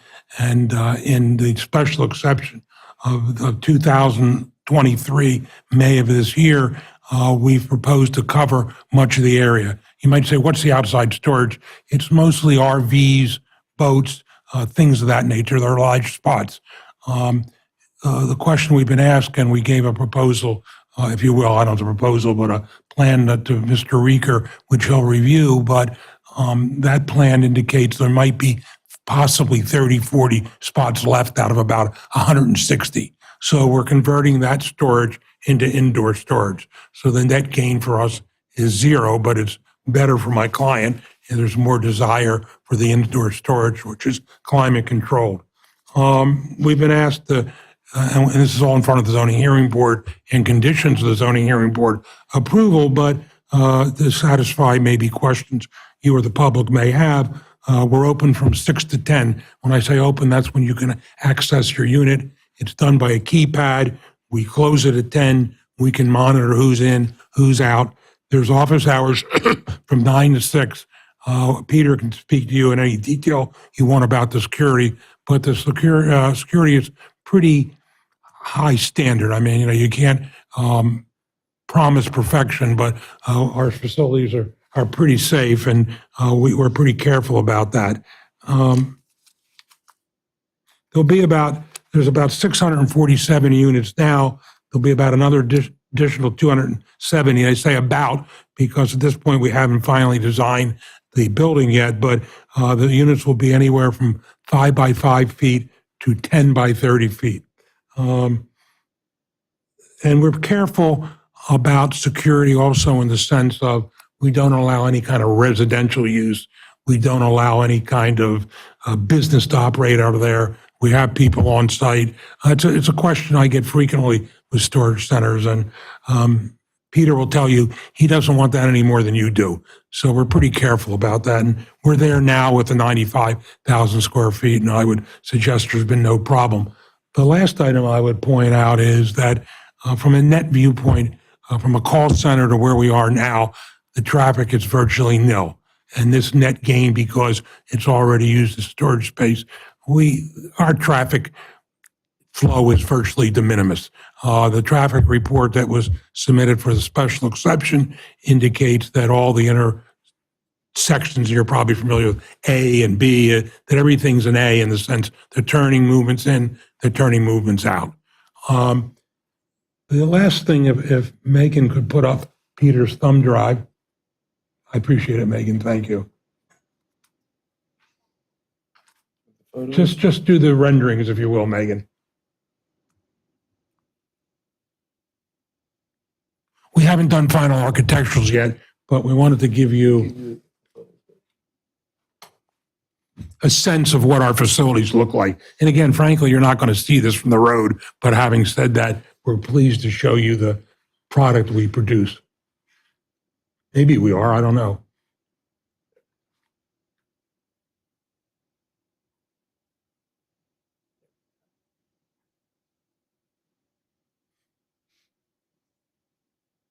Next one, I think. There you go. Peter, you want to describe this and what we're showing here? Sure. So what we're showing here is single-story self-storage facility. It is climate controlled. Both indoor and outdoor units are climate controlled. And this is showing, those are going to be metal panels, most likely. Do you have any more pictures? I think there are a couple more. A few more. These are facilities we have already. Well, this is a rendering of what we would be proposing. So that would be roughly the distance, just to give you guys an idea of roughly the distance between the old facility and the new facility. So that's sitting in those what are currently RV and boat parking spaces. And we are eliminating some, able to retain some others. All of our tenants are on month to month, so there is no issue in doing this. Okay, the proposed resolution, well, let me back up just a second. The last review letter from your consultant or your engineer or the other consultants we will comply with. We will comply with everything left in the October 6th letter. I would suggest to you that from an applicant's viewpoint, it's a very clean letter. At this point, there's really little or nothing, and we'll comply with everything. The only thing left is basically the waivers. And briefly, the waivers that are suggested are waiver for preliminary final. We're withdrawing that waiver request, Lauren. We only want preliminary at this point. We don't want to be tied by the 90 days. We got some financing and we have other projects, so it's not going to get done that quickly. Okay, so I'll If you'll revise, if you would be so kind. The other three waivers are, let me do the one that's by itself, if you will. It's a waiver of the 5-foot curb radiuses in the parking area. Those radiuses are already there. And I understand from our engineer, we're talking 4 feet plus in the case of most of them, and the traffic's flowing fine now. So I would respectfully suggest, and your fire marshal has signed off, that that's hopefully a waiver based on the fact it's an existing condition or non-conforming, as you will, that you'll see your privilege to grant us. And the other two waivers are related. They're landscaping waivers, not having a landscaping plan. And again, the facilities existed for well over 50 years. We did some landscaping as required by the zoning hearing board in 2017. There's really nothing left to landscape, unfortunately. There is a lot of macadam and parking out there, but it is a fairly attractive site in the front. So Peter or I will do our best, absent us, neither one of us being an engineer, to answer any questions you might have. Sure. This came in the traffic engineering letter. It said the land development plan does not show the recommended sidewalk connections from Church Road into the site. Does this We will do that. Okay, so it is resolved then, okay. Can you go back to the previous picture? I'm sorry, I didn't hear you. I'm sorry. Can you go back to the previous picture where you showed the different, that one? Are you saying the white building is what you're existing or what's coming? The building to the left of the photo is what is proposed. The building to the right of the photo is what's existing. Okay. So right now, that's where the RVs and everything park? Correct. Where you see the doors, and I don't want to mislead anybody, there would still be like 30 or 40 spots that we could use, but there's almost 170 now, and we're giving those up. And we're getting something for it. I don't want to make it sound like so magnanimous, but they are going away. It's storage for storage. And there will be, to be clear, there's no parking within the building. So none of these roll-up units none of these exterior units will be used for vehicle parking. It's not permitted by lease, and it is regulated. And you said this is not for residential storage stuff, correct? It is for residential. Oh, it is residential. Okay, I'm sorry, misunderstood. can't live there. Can't live. Right. You can't have a business. Can't make a house. Cannot live there. Okay, thank you. Anybody else on the board have any other questions? No? Okay, there was a Zoom caller who had a question?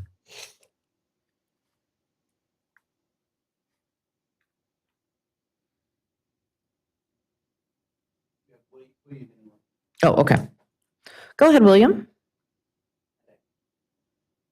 Yeah, I think you answered my question. I thought I saw on the overhead architectural drawing that a sidewalk was being added, and I think I just heard them say that that was in fact the case, correct? Correct. It's out front along the roadway. You're going to connect to the existing sidewalks. So if that was the idea of the owner, thank you. If that was imposed by the township, thank you. It's awesome. Thank you. We don't want to do it, but we'll do it. So I'll take I'll give credit the for town- that. Then I guess we get to take credit I'll for give it. the It was township- us. It was the Thanks, Mark. township. I'll give Sandra the Thank credit. you. Diane? I'm Diane Bancroft again. Thank you so much for your proposal, and this is certainly something that we do need. My concern, and this, it may sound a little woo-woo, but I mean, I've seen this happen. The amount of macadam, over a surface can affect, like, for example, rain over top of the campus wall, which can be like, I don't know how to make that concise, but I understand you say that things are landscaped as much as possible, and I commend you for that. And certainly we don't want RVs and things on the street. And I love the security idea. Just thinking about acts of God, thunderstorms, all that macadam. I don't even know if that's a question, but can more be done? Can more be done? Well, I mean, I'll let Yeah, Peter speak to it. Right, The landscaping is out front. It's reasonably attractive.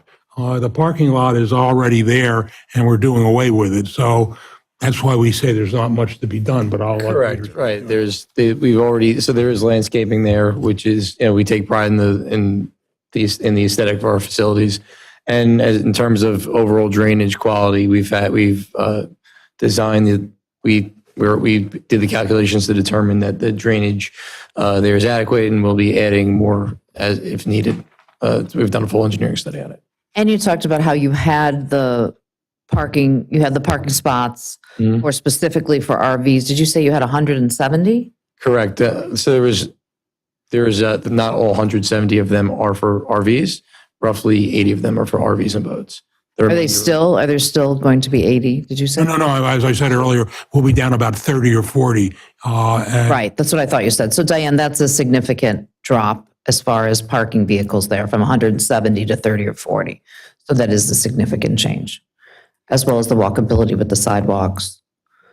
I mean, on balance, and it's not really addressing Diane's question, on balance, this is a very good use. I mean, obviously, it's a good use for my client, or else they wouldn't do it. But for the township viewpoint, it's a very good use. We don't create traffic at rush hour. We create minimal traffic. Storage centers don't create a lot of in and out.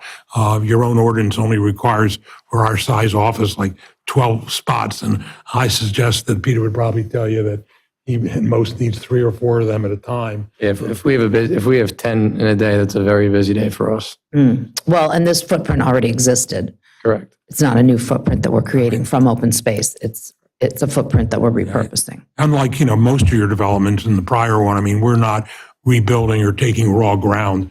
We're taking a facility that's existing and essentially just repurposing part of it, which I think we all agree is a benefit to have the covered storage as opposed to RVs, boats, and cars sitting out back. Great. Anything else, Diane? Okay, great. No one else. All right, so are we done with this presentation, do we think? Okay, thank you so much. On the agenda, hopefully, it won't engender any more questions, but we will be here with an engineer to answer questions next week. Great, thank you so much, Mark. Thank you so much. Thank you, by the way. I think I understood you took us out of order. We did. We did. What can I say? But very appreciative.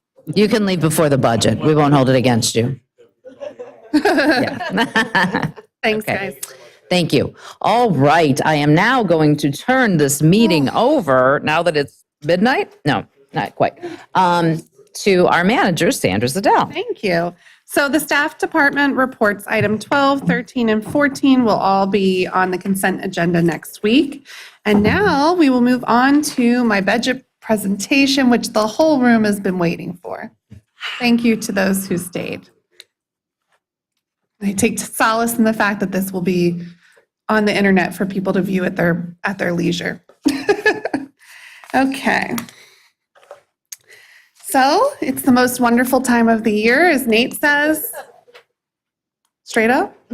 Oh, Megan, I forgot to turn it on. It doesn't work if I don't. There we go. Okay, so the budget process begins each year, believe it or not, in the summertime. The department heads work to create their budget requests and meet with the township manager and finance director. We then present the budget to the public in 2 public work sessions, those occurred in October. We currently have a balanced budget that we're proposing. In fact, there's a surplus in the budget that we're proposing with no tax increase for 2024. And the budget will... I'm sorry, can you repeat that one more Oh, time? I'm sorry. You guys like it if I say that with more fanfare. Please, There is louder. no tax increase proposed for 2024. Thank you. The budget will be advertised, and we're looking for board approval on the 12/11 Board of Commissioners meeting, and the budget will be available here at the Township Building for public inspection. You might want to clap again for this slide because this is my personal favorite. This slide shows where our taxes fall. The highest taxes are all the way to the right in Montgomery County. That would be Norristown. And all the way to the left, the lowest taxes would be Worcester. We are 13th cheapest for the taxes in Montgomery County, which I'm very proud of, and that is down from 17th last year. So other communities have raised taxes where we have not, and so we continue to move sort of to the left, but I would say where we are is a great place for our residents. Please hold your applause. I never get applause. This is so exciting. And mainly it's Nate's work, but I just get the fancy presentation. So for a snapshot of 2023, our general fund spending is about $3.6 million under budget. That sounds impressive, but it's not actual spending that's really under budget. It's just items that are going to be happening next year due to timing of several of our large grant-funded capital projects like the Haynes Run project and the Sumneytown Pike Bridge project. Sometimes on those projects, we're not exactly sure when engineering will start and construction will begin. So that is the reason. Some of those, that spending forecast being under budget is reflected in reduced spending, but most is just due to timing.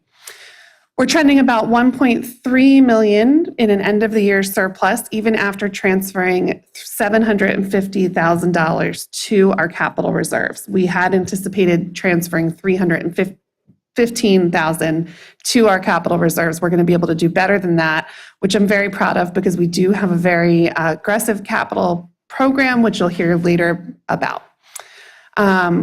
So any projects that were delayed this year, you will see in the 2024 budget. And our revenues are up over our proposed budget, our forecasted revenues, but not as much as in previous years. So I wanted to just point out a few things. Our real estate transfer tax, we are only showing a $20,000 increase year over year for that one. Typically, in years that I've been manager here, we've seen bigger jumps, but not this year. We all know that the mortgage rates have an impact on houses selling and everything that's going on with the real estate market. Our LST revenues are up. Probably, I don't know if it's the first time ever, but first time I can remember that we're up over $1 million in local service tax revenue. And our big earner, the EIT, is also up. But as you can see, those differences are very small. It's not a huge change for next year. I always like to start sort of at the end because this shows our reserve fund balance. This is the additional funding left in cash that we have in our accounts after we've spent all the money for the budget. So the reserves are in place to help fund gaps during hard times. The GFOA, that's the Governor Finance Organization, recommends a reserve of at least 3 months of expenditures in reserve.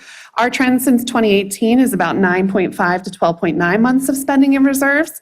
And as the budget stands today, it leaves us with 62% of expenses in reserve and a very strongly funded capital reserve fund as well. You'll see that this chart takes a dip in 2022. That is because we made a loan from that account to the wastewater account to help fund additional WIP expenditures, which the wastewater fund is paying back to us, which is evidenced by seeing that the graph is getting bigger again as we move forward through time. I just realized, Megan, that you have to click on that picture to bring up the budget appropriations by fund, which might not work because you don't have the linked documents. So the budget appropriations by fund are available for viewing. You can just restart it in the action item where we're authorizing item 17. So if any resident wants to, I can do that. If anyone resident wants to look at the exact appropriations, they're available on item 17. This graph shows our proposed budget and our revenue forecast and our approved budget from 2023. The main point I want to make with this total revenues is to show you the many different streams of revenue that we have, and how some of them vary from year to year. Like you can see federal, state, and county grants. Obviously, the blue line for 2024 is much further along than in other years. That's because of planned expenditures.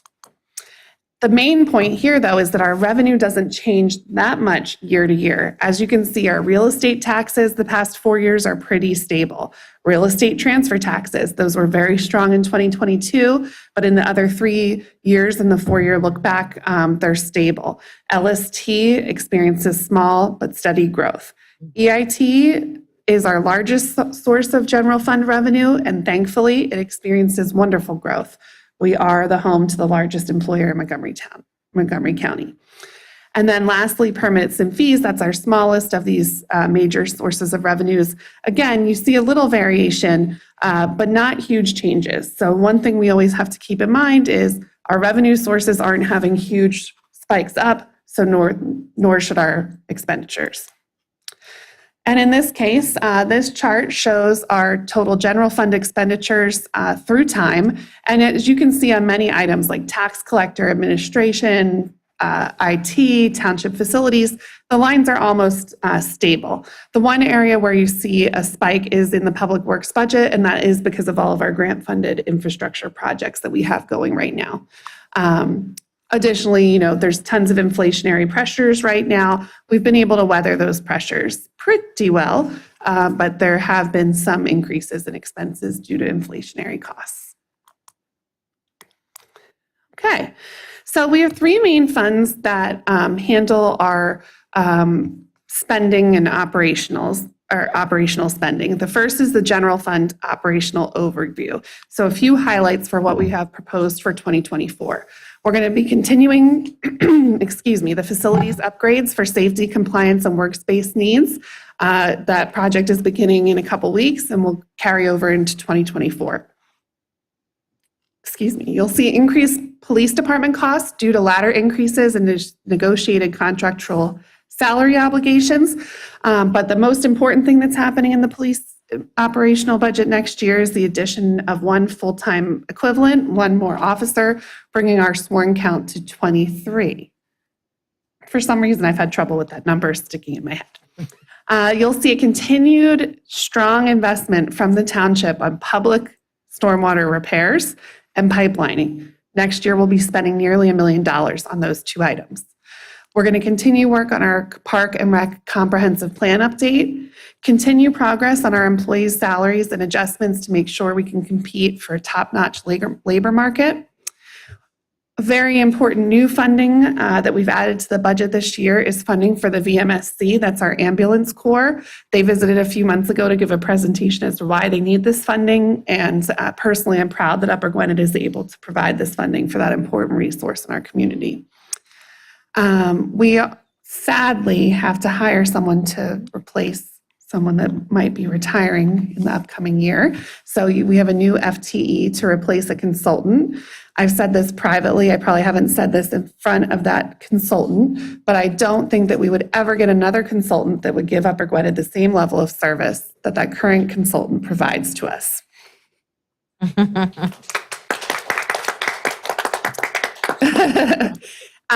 Also, we have milling paving costs for next year are slightly lower than our normal expenditures because we're delaying the paving of Church Road due to the Superfund cleanup that's happening there. Another fund that handles a lot of operational projects each year is the wastewater treatment plant fund. Of course, that fund is funded through rates instead of taxes. Our staff have been working really hard to reduce chemical costs. In 2024, we'll see a small, modest reduction in chemical costs, but we expect further reductions in the future. A 29% increase in the safety supplies budget as the department works on a robust safety program next year. A 75% increase in the tools budget, and then a 17% reduction in lab prices due to changing labs. There's a huge increase, 111%, in our engineering costs, and that is not because our engineers raising their rates or anything along those lines. It's because we are embarking on a robust capital plan for the wastewater treatment plant, which I will detail further in this presentation. Inflationary pressures such as electric and water, there are increases. And we're also increasing training for this department. It's a very specific skilled workforce that we need to continue their electrical and mechanical training. We're also seeing increased insurance costs due to the flood zone location of the plant and our experience rating. We did experience a $3 million loss. And you will see, as Mr. Connolly asked about, we will continue our strong investment in I&I reductions.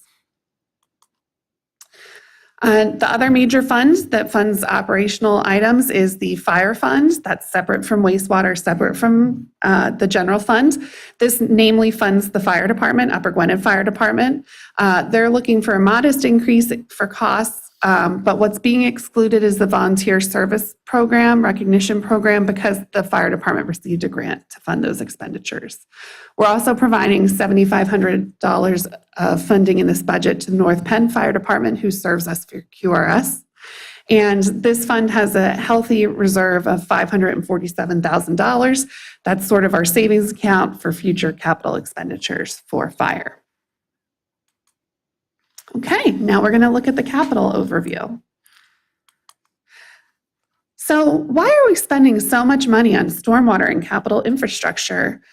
This graph shows our historic purchases and expenditures on capital infrastructure in our Public Works Department. As you can see, this graph is not the same as the other graphs I've shown in this presentation, in that it has a very healthy spike shown in 2024 in a trend that's been going up ever since 2021. But in previous years, we don't see a ton of investment in stormwater and public works capital infrastructure. If you don't spend a lot of money from years 2007 to basically over a 12 to 15 year period, eventually we have to pay the piper with mainly those corrugated metal pipes that are plaguing the residents that were here earlier, but these are in our public roadways. So corrugated metal pipes have been a problem all across the township and something we have to address. They were the approved awesome wave of the future technology back in the day when we were installing them. And now we've converted to plastic because they are just not holding up over time. And concrete. Concrete still is great.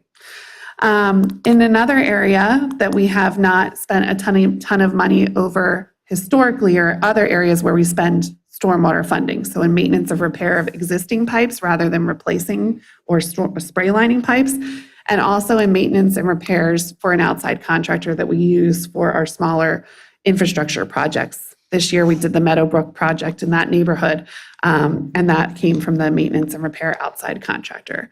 So as you can see, over the past 4 to 5 years, we've been investing a lot more money as a township into specifically stormwater and capital infrastructure repairs. Yes, Commissioner Carter. On the graph from 2007 to 2018, you didn't have a wastewater treatment? This isn't for wastewater. This is in our general fund.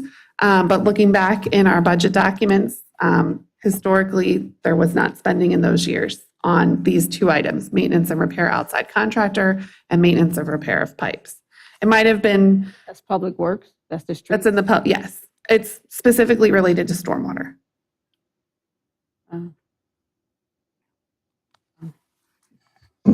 So related to stormwater and all of the other items that we have to fund over the next 5 years, the department heads a few years ago, in concert with me and the finance director, we worked to put together a 5-year capital plan to outline the spending that we will be embarking on over the next 5 years.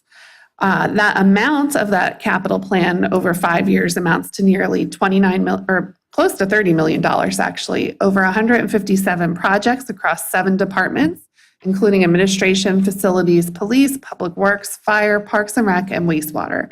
Funds are sourced from 10 different funding sources, including grants, liquid fuels, capital reserves, rebillable funds, general fund, sewer capital fund, sanitary sewer fund, the fire fund, and the fire department themselves. So we rely on many sources of funding to help fund these capital projects. And here's a pie graph that shows how each of those funding sources contributes to the capital plan over the next 5 years.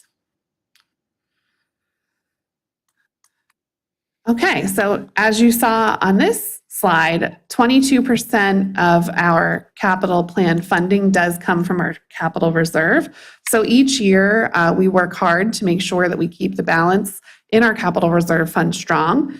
In 2023, we budgeted the transfer of $315,000 to this fund, but we're actually, due to the timing of projects and our strong revenues, able to transfer another $435,000 this year into that fund, which will be a resolution that we'll ask the board to approve next month. This aggressive funding level will enable us to complete the projects in our 5-year plan, and we aim each year to hit at least a $15,000 transfer to that fund. But next year, we have budgeted $345K. We could do it, so why not, since there's $30 million of projects coming down the pike. These pictures haven't changed. That is the beautiful Haynes Run flooding our wastewater treatment plant. The Haynes Run stream bank restoration should be under construction next year. We're very excited. Nick reported we have our DEP permit. That was a big hurdle. We have received $1.4 million in grant funding for this project. Is another thing that probably Nick and I are very proud of together. This grant funding provides direct relief to the capital fund, which we can use for other projects. We're also continuing on our investment in infrastructure by replacing the Sumneytown Pike Bridge. That's a $2.5 million project. It was built in 1927. We're looking to complete the engineering and possibly begin construction late next fall, maybe winter of 2025. We're continuing to look for additional grant funding. We are going to be moving the pedestrian bridge that exists there up to where Sumneytown Pike transverses the Tohickon Creek, and we will be having on our new bridge here the pedestrian walkway incorporated into the new bridge. So we may be able to reuse that bridge. We will be able to reuse that bridge. We may get grant funding to help us fund that replacement near the Wawa we were talking about earlier. Other capital projects, I wish that the residents from Farm Lane were still here, but maybe they'll watch the replay. This is what you get for your tax dollars, a lot of what you're going to get in the upcoming year. So we are going to be completing that building project, as I mentioned. There will be in-car camera upgrades and 2 new vehicles because one was delayed from this year. We're going to be constructing a pole barn for our park and rec staff to do the work and store their equipment. We're looking to install drop-down floodgates for high flood roadways throughout the township. 2 will be the pilot program for next year. We're looking at a drainage improvement project on West Prospect. That's the project that Nick mentioned earlier. Most of that stormwater runoff comes from North Wales Borough, but unfortunately it runs into our public property and we need to be responsible for fixing it. We're completing spray lining in the Villages and Stony Creek neighborhoods. Very exciting for many of the department heads and our fire marshal that we'll be purchasing a drone, which we can use for fire inspections after buildings have a fire. We use it for park and rec. The police department can use it, and even the sewer department can use it to look at their lines and make sure overgrowth isn't occurring in our easement areas. We're also looking to support our fire marshal with some additional air packs. In the public works department, we're upgrading the safety for the residents traveling on the roadways during snowstorms to include traffic signal snow guards as required by PennDOT.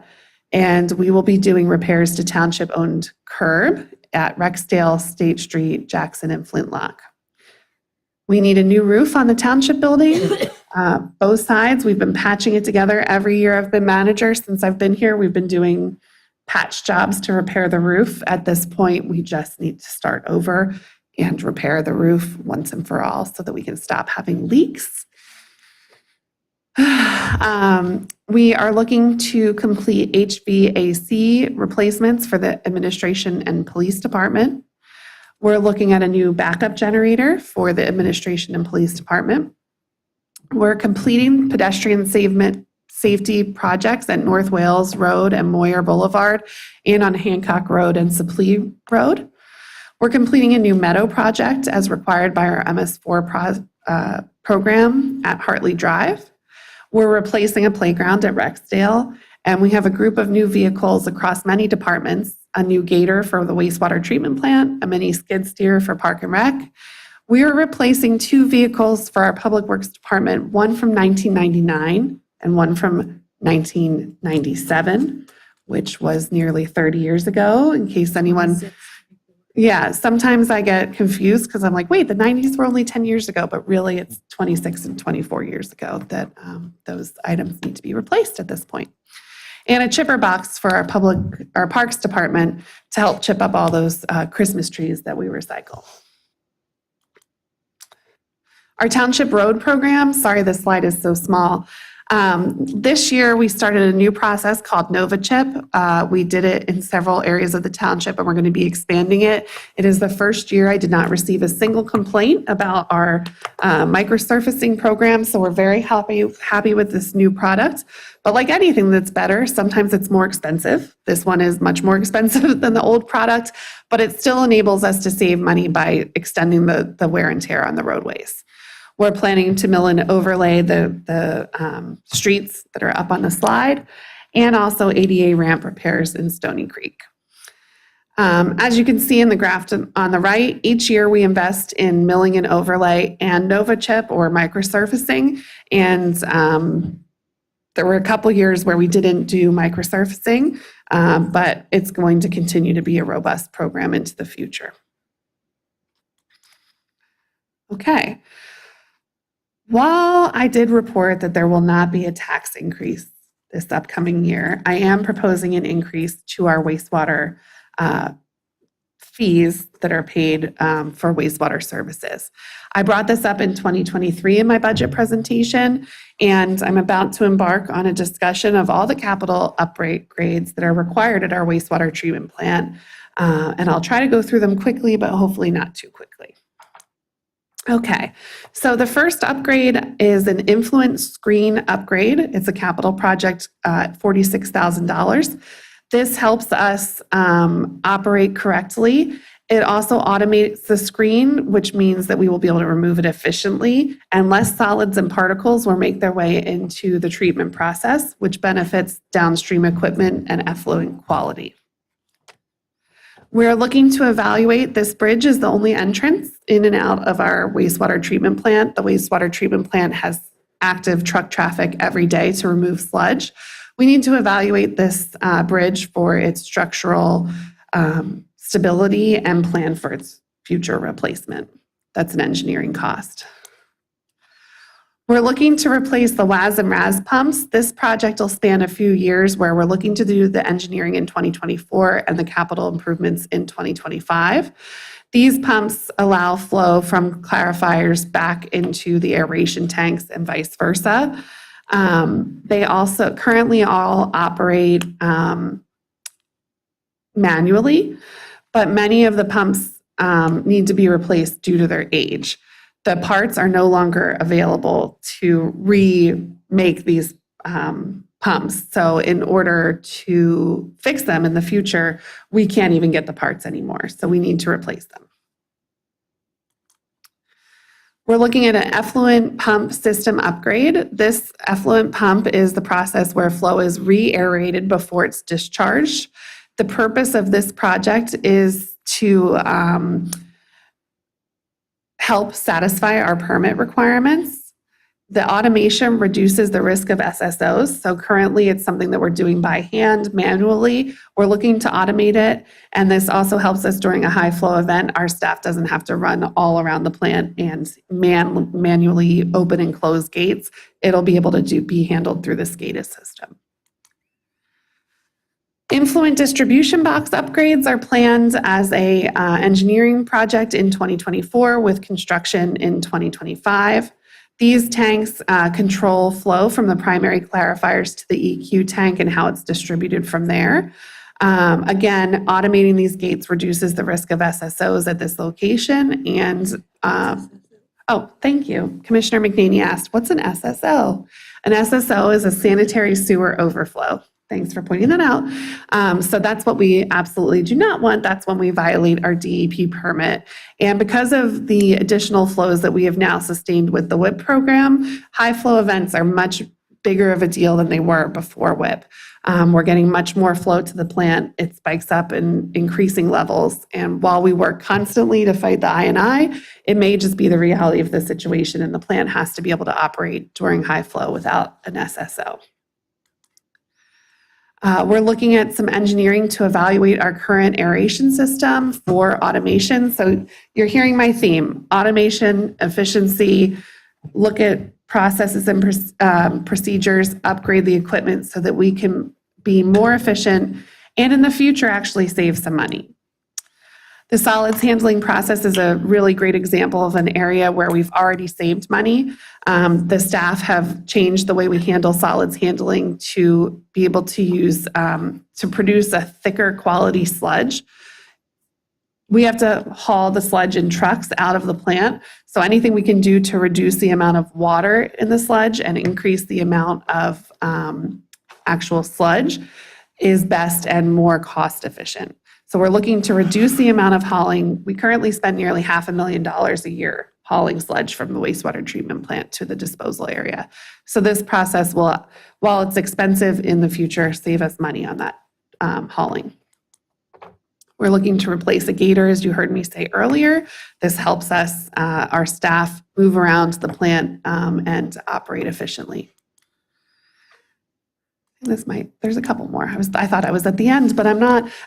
So we're looking to upgrade the aeration tank effluent channel. Again, automation, again, reducing the occurrence of potential SSOs.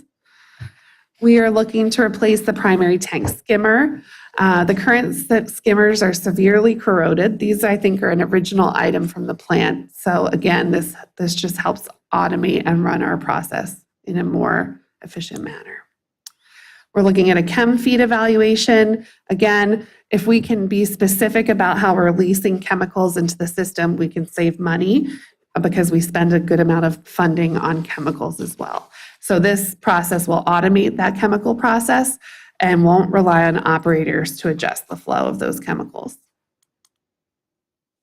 This is a picture of one of the gates at the secondary clarifier and aeration tank. They actually all need to be replaced, and we're looking to spread this project over 4 or 5 years, all the way into 2028. These gates are important for control and allow operators to isolate equipment that needs to be maintained and repaired. And lastly, I don't know if this really lasts. It really is. Lastly, we're looking to evaluate primary tank number 1. It has groundwater infiltration. And as I mentioned earlier, groundwater infiltration is the enemy of wastewater treatment success. So you might all be wondering, how much is this rate increase that I'm talking about? I am going to come back to this slide and just talk about the rates. So in my budget presentation last year, I noted that we might have a rate increase of $100 per household annually in 2024. We were able to get that down to $75 per household annually, and that will bring in about an additional $1 million in funding to the wastewater treatment plant. This increase will completely fund all of the capital upgrades I just went over and allow us to deposit and save into our wastewater treatment capital fund. Up on the screen is a list of competitive rates from all the surrounding communities. We are currently the 3rd cheapest rate from the communities we compare to. Even with the 2024 proposed increase of $75 a year, we will maintain that same standing as 3rd cheapest of our surrounding communities. If the Toa-Mensen sale goes through and the rates increase, we will become the 2nd cheapest of comparative municipalities. Our wastewater treatment fund has unfortunately operated at a structural deficit. A structural deficit means you're using reserve funds to help fund the expenditures and keep the fund operating. We do that because we don't want to have to raise rates every single year. And in sometimes that's fine as long as you're able to replenish that revenue through time. But unfortunately, that's not the case with the expense and the projects that we have planned. With WIP Online, we have a much higher than anticipated I&I cost. And right now we're completing $3 million of unanticipated projects because of that increased flow. So I thought WIP was supposed to save us money. It really still is. It's saving us money in many ways, but it also has sort of, I guess, shown us where the cracks are at the wastewater treatment plant and where we need additional continued investment.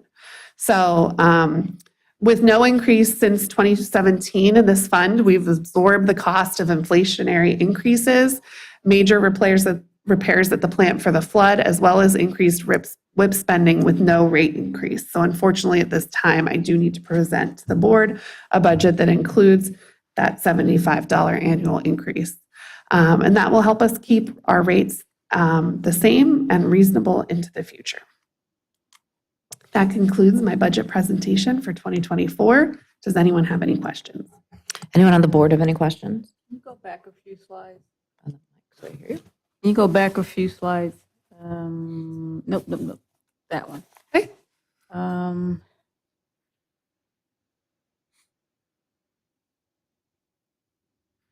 So go ahead.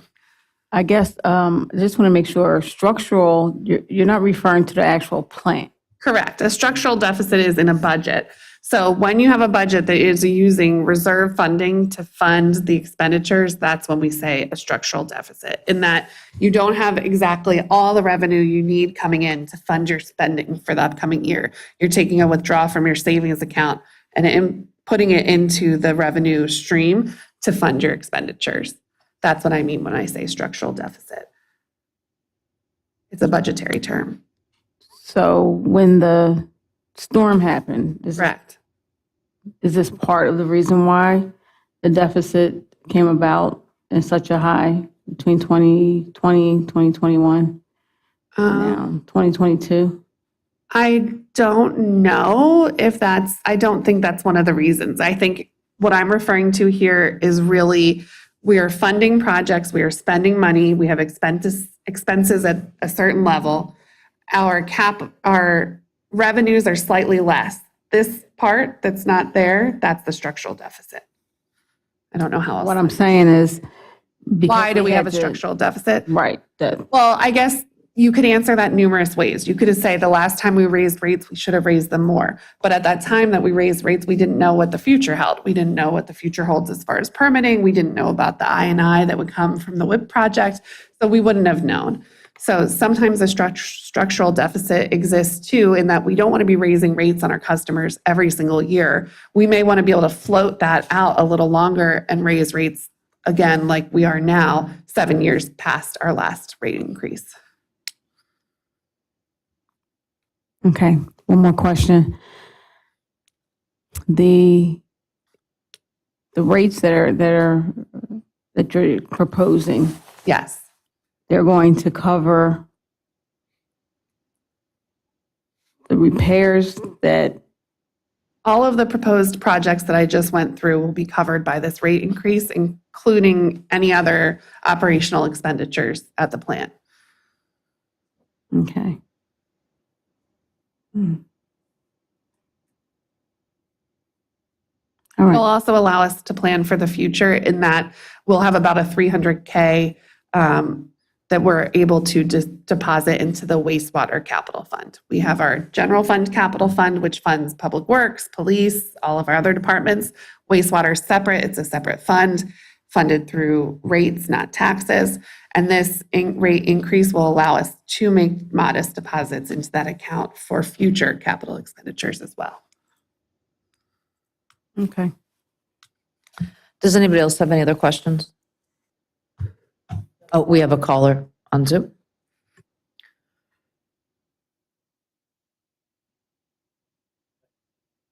Go ahead, Diane. Hi, Diane Bancroft again. Thank you very much for the budget. I did a budget myself just recently, and it was really difficult. And I really hold props to you. I'm wondering. I'm working with CareerLink right now. I have several businesses in mind that I'd like to be the CEO of all of them, and a nonprofit and things like that. But you know, if we could wish our dreams, we'd all be sailing and things like that. Anyway, I'm sailing. What kinds of businesses are you looking for me to enter into? And I might possibly apply for a position at the sewer treatment plant. I saw that was an opening. But how can I help? Like where do we want to go from here? How can I help increase revenue within the youth of my community, our community, and make it not a cheap community, but a thriving community, inclusive, thriving. Thank you. I'm not exactly sure how to answer that. Sandra, do you have any thoughts?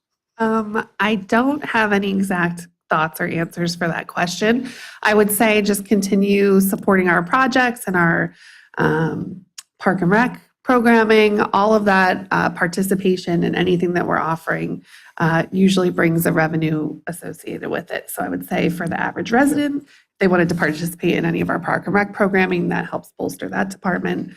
We have donations that we Make a accept for our donation, K-9 right. department. Yeah. Absolutely. Did you have any other comments or she left? Okay. And that was it? No one else? Okay. Anyone else have any other comments on the budget? Okay. Back to you, Sandra. Okay. So related to my budget presentation, there are two decision items that I'm asking for the board tonight. The first is to authorize advertisement fixing the tax rate. There's no change to the tax rate. And the second is to authorize advertisement of the budget, which allows us to then present it to the public and have a vote at our December meeting. Is there a motion to authorize the advertisement of ordinance 2023-04, fixing the tax rate for 2024? So moved. There's a motion. Is there a second? Second. There's a motion and a second. Do we have any board comments? Do we have any public comments? All in favor say aye. Aye. Aye. All opposed? Motion passes unanimously. Is there a motion to authorize the advertisement of ordinance 2023-05, 2024 budget appropriations? So moved. There's a motion. Is there a second? There's a motion and a second. Are there any board comments? Are there any public comments? All in favor say aye. Aye. Aye. All opposed? Motion passes unanimously. Back to you. Thank you. So the next item is also related to financial matters. We're looking to authorize the auditors to conduct an audit. That'll be for your next meeting. We're also looking to keep our homestead exemption the same as it currently is for 2024, and that will be up for action at your next meeting. And also at your next meeting, we're looking at approval for a proposal from Corporate Interiors. This is the group that will be providing all the furnishings as part of our building security upgrade project. So when I say furnishings, you might say, wow, $81,000, but this includes cubicles, desk chairs, walls, filing cabinets, doors for office areas, all of those furnishing items. So this is a CoStarz vendor, and the cost of this portion of the project was already incorporated into the previous memos that I shared with you about the project. What do you do with our old stuff? What happens to that? Oh, well, our old stuff is really old, so it might go in the trash. Yeah. So if it was newer and I could reuse it, we learned though from our wonderful phone sale on Municipid that went through all the effort to put our old phone system onto Municipid to hopefully be able to recover some costs, and the high bid was $11. So sometimes not all things can be reused as much as we wish they could be. So I would say that our cube walls that currently exist that are older, like 20 years old, might not be something that people are super excited. $11? No, the buyer did not claim the phone system. So no, we did not. Okay, under Commissioner Carter's section, at the next meeting, we'll be asking for the Board of Commissioners to approve the bus patrol project, which Lauren has been working on quite a bit in conjunction with Chief Duffy. So Lauren, if you'd like to share anything. Certainly. Over the last couple of years, maybe within the last year, there has been a legislative enactment which allows for third-party vendors to process and collect fines related to red light camera violations on school buses. This is something that officers in the Commonwealth have historically struggled with actually being able to write tickets because they have to actually witness the violation. The red light camera, or I'm sorry, these cameras that are on the school buses allow the company to process those violations, and they've seen a dramatic increase in their ability to not only generate revenue from these violations, but to hopefully stop the violations. So we've worked with Bus Patrol to come up with an agreement that makes sense for both the township and Bus Patrol, and it is in a form ready for the township's consideration. Thank you, Lauren. Moving on to Commissioner Damsker's section, we already handled items 23 and 24.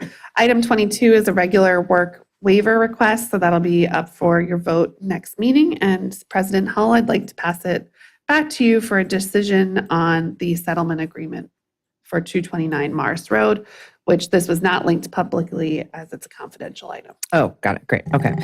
Is there a motion to approve the settlement agreement for 2029 Morris Road? 229. What did I say? Sorry, let's make sure I don't screw that up again. A motion to approve the settlement agreement for 229 Morris Road. There is a motion. Is there a second? Second. There's a motion and a second. Do we have any board comments? Do we have any public comments? All in favor say aye. Aye. All opposed? Motion passes unanimously. Thank you. We also have another decision item for you falling under the Parks and Rec section, which I will also ask maybe Nick to go over this item. It's the item number 26 on rejecting the trail crossing bid. Yeah, so we opened up bids for the North Wales Trail Crossing project last month, toward the end of October, and the bid, we only got one bid, and it was very high. So we just recommended rejection, and we're going to rebid it in the coming weeks here, just to hopefully get a couple more bids and a little bit more favorably. We're probably going to scale back some of the project scope just to try to meet the budget a little bit better. Okay, great. Is there a motion to reject the trail crossing bid from Albert Cipollani and Sons and rebid the project? So moved. There's a motion. Is there a second? There's a motion and a second. Do we have any board comments? Do we have any public comments? All in favor say aye. Aye. All opposed? Motion passes unanimously. Okay, thank you. In Commissioner McNaney's section for next week, we will be looking for authorization to advertise the 2024 roads program. That is something we like to do at this time of year, just to run the ad so that we'll be able to get this up and publicly bid at the early part of the year, which worked really well for us this year.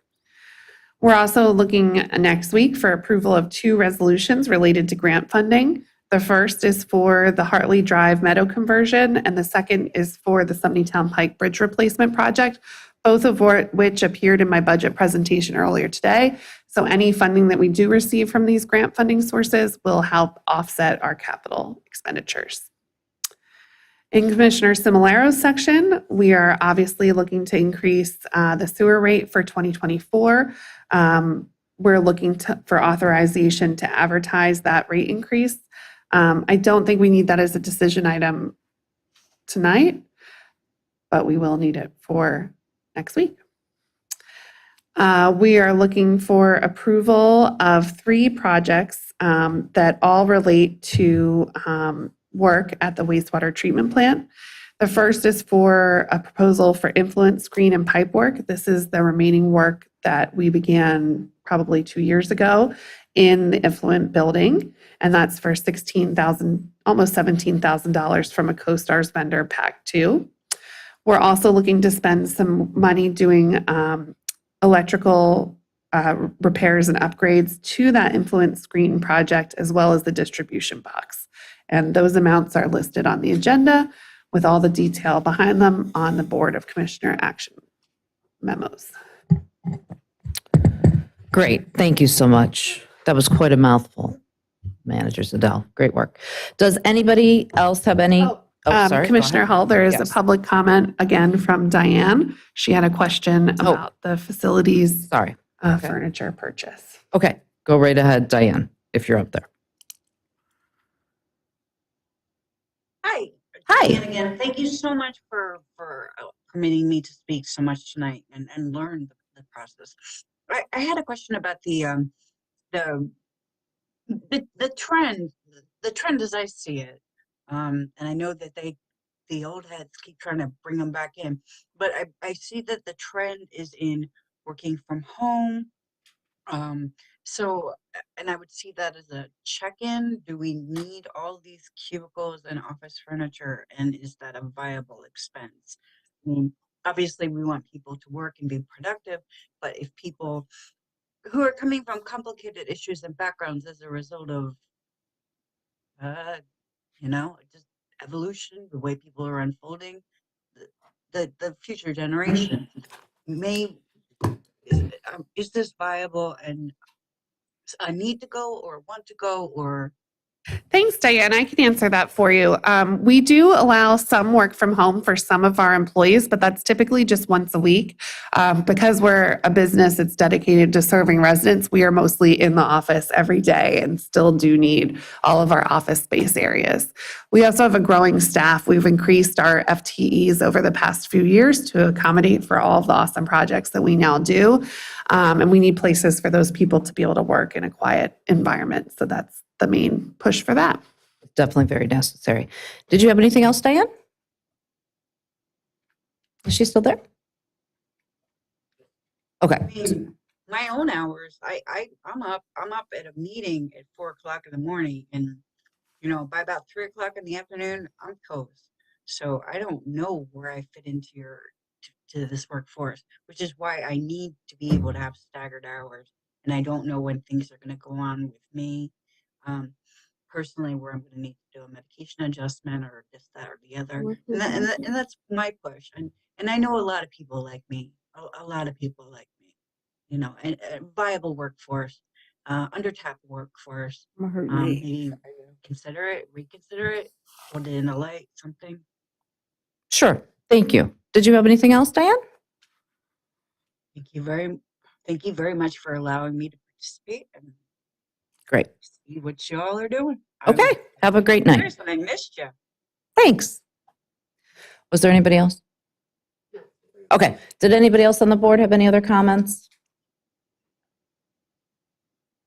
Just that Sandra did a great job with the budget, so thank you for that. That was the. Thank you, Sandra. Yes, Let's that give her a was round of applause. Great That is idea. 100% a team effort and is the result of work of all of our department heads and most importantly of our finance director, Nate. Let's give Nate a hand and let's give the whole Upper Gwynedd Township staff a hand for doing that. Thank you so much for all your hard work. And on that note, have a great evening, folks. Meeting adjourned.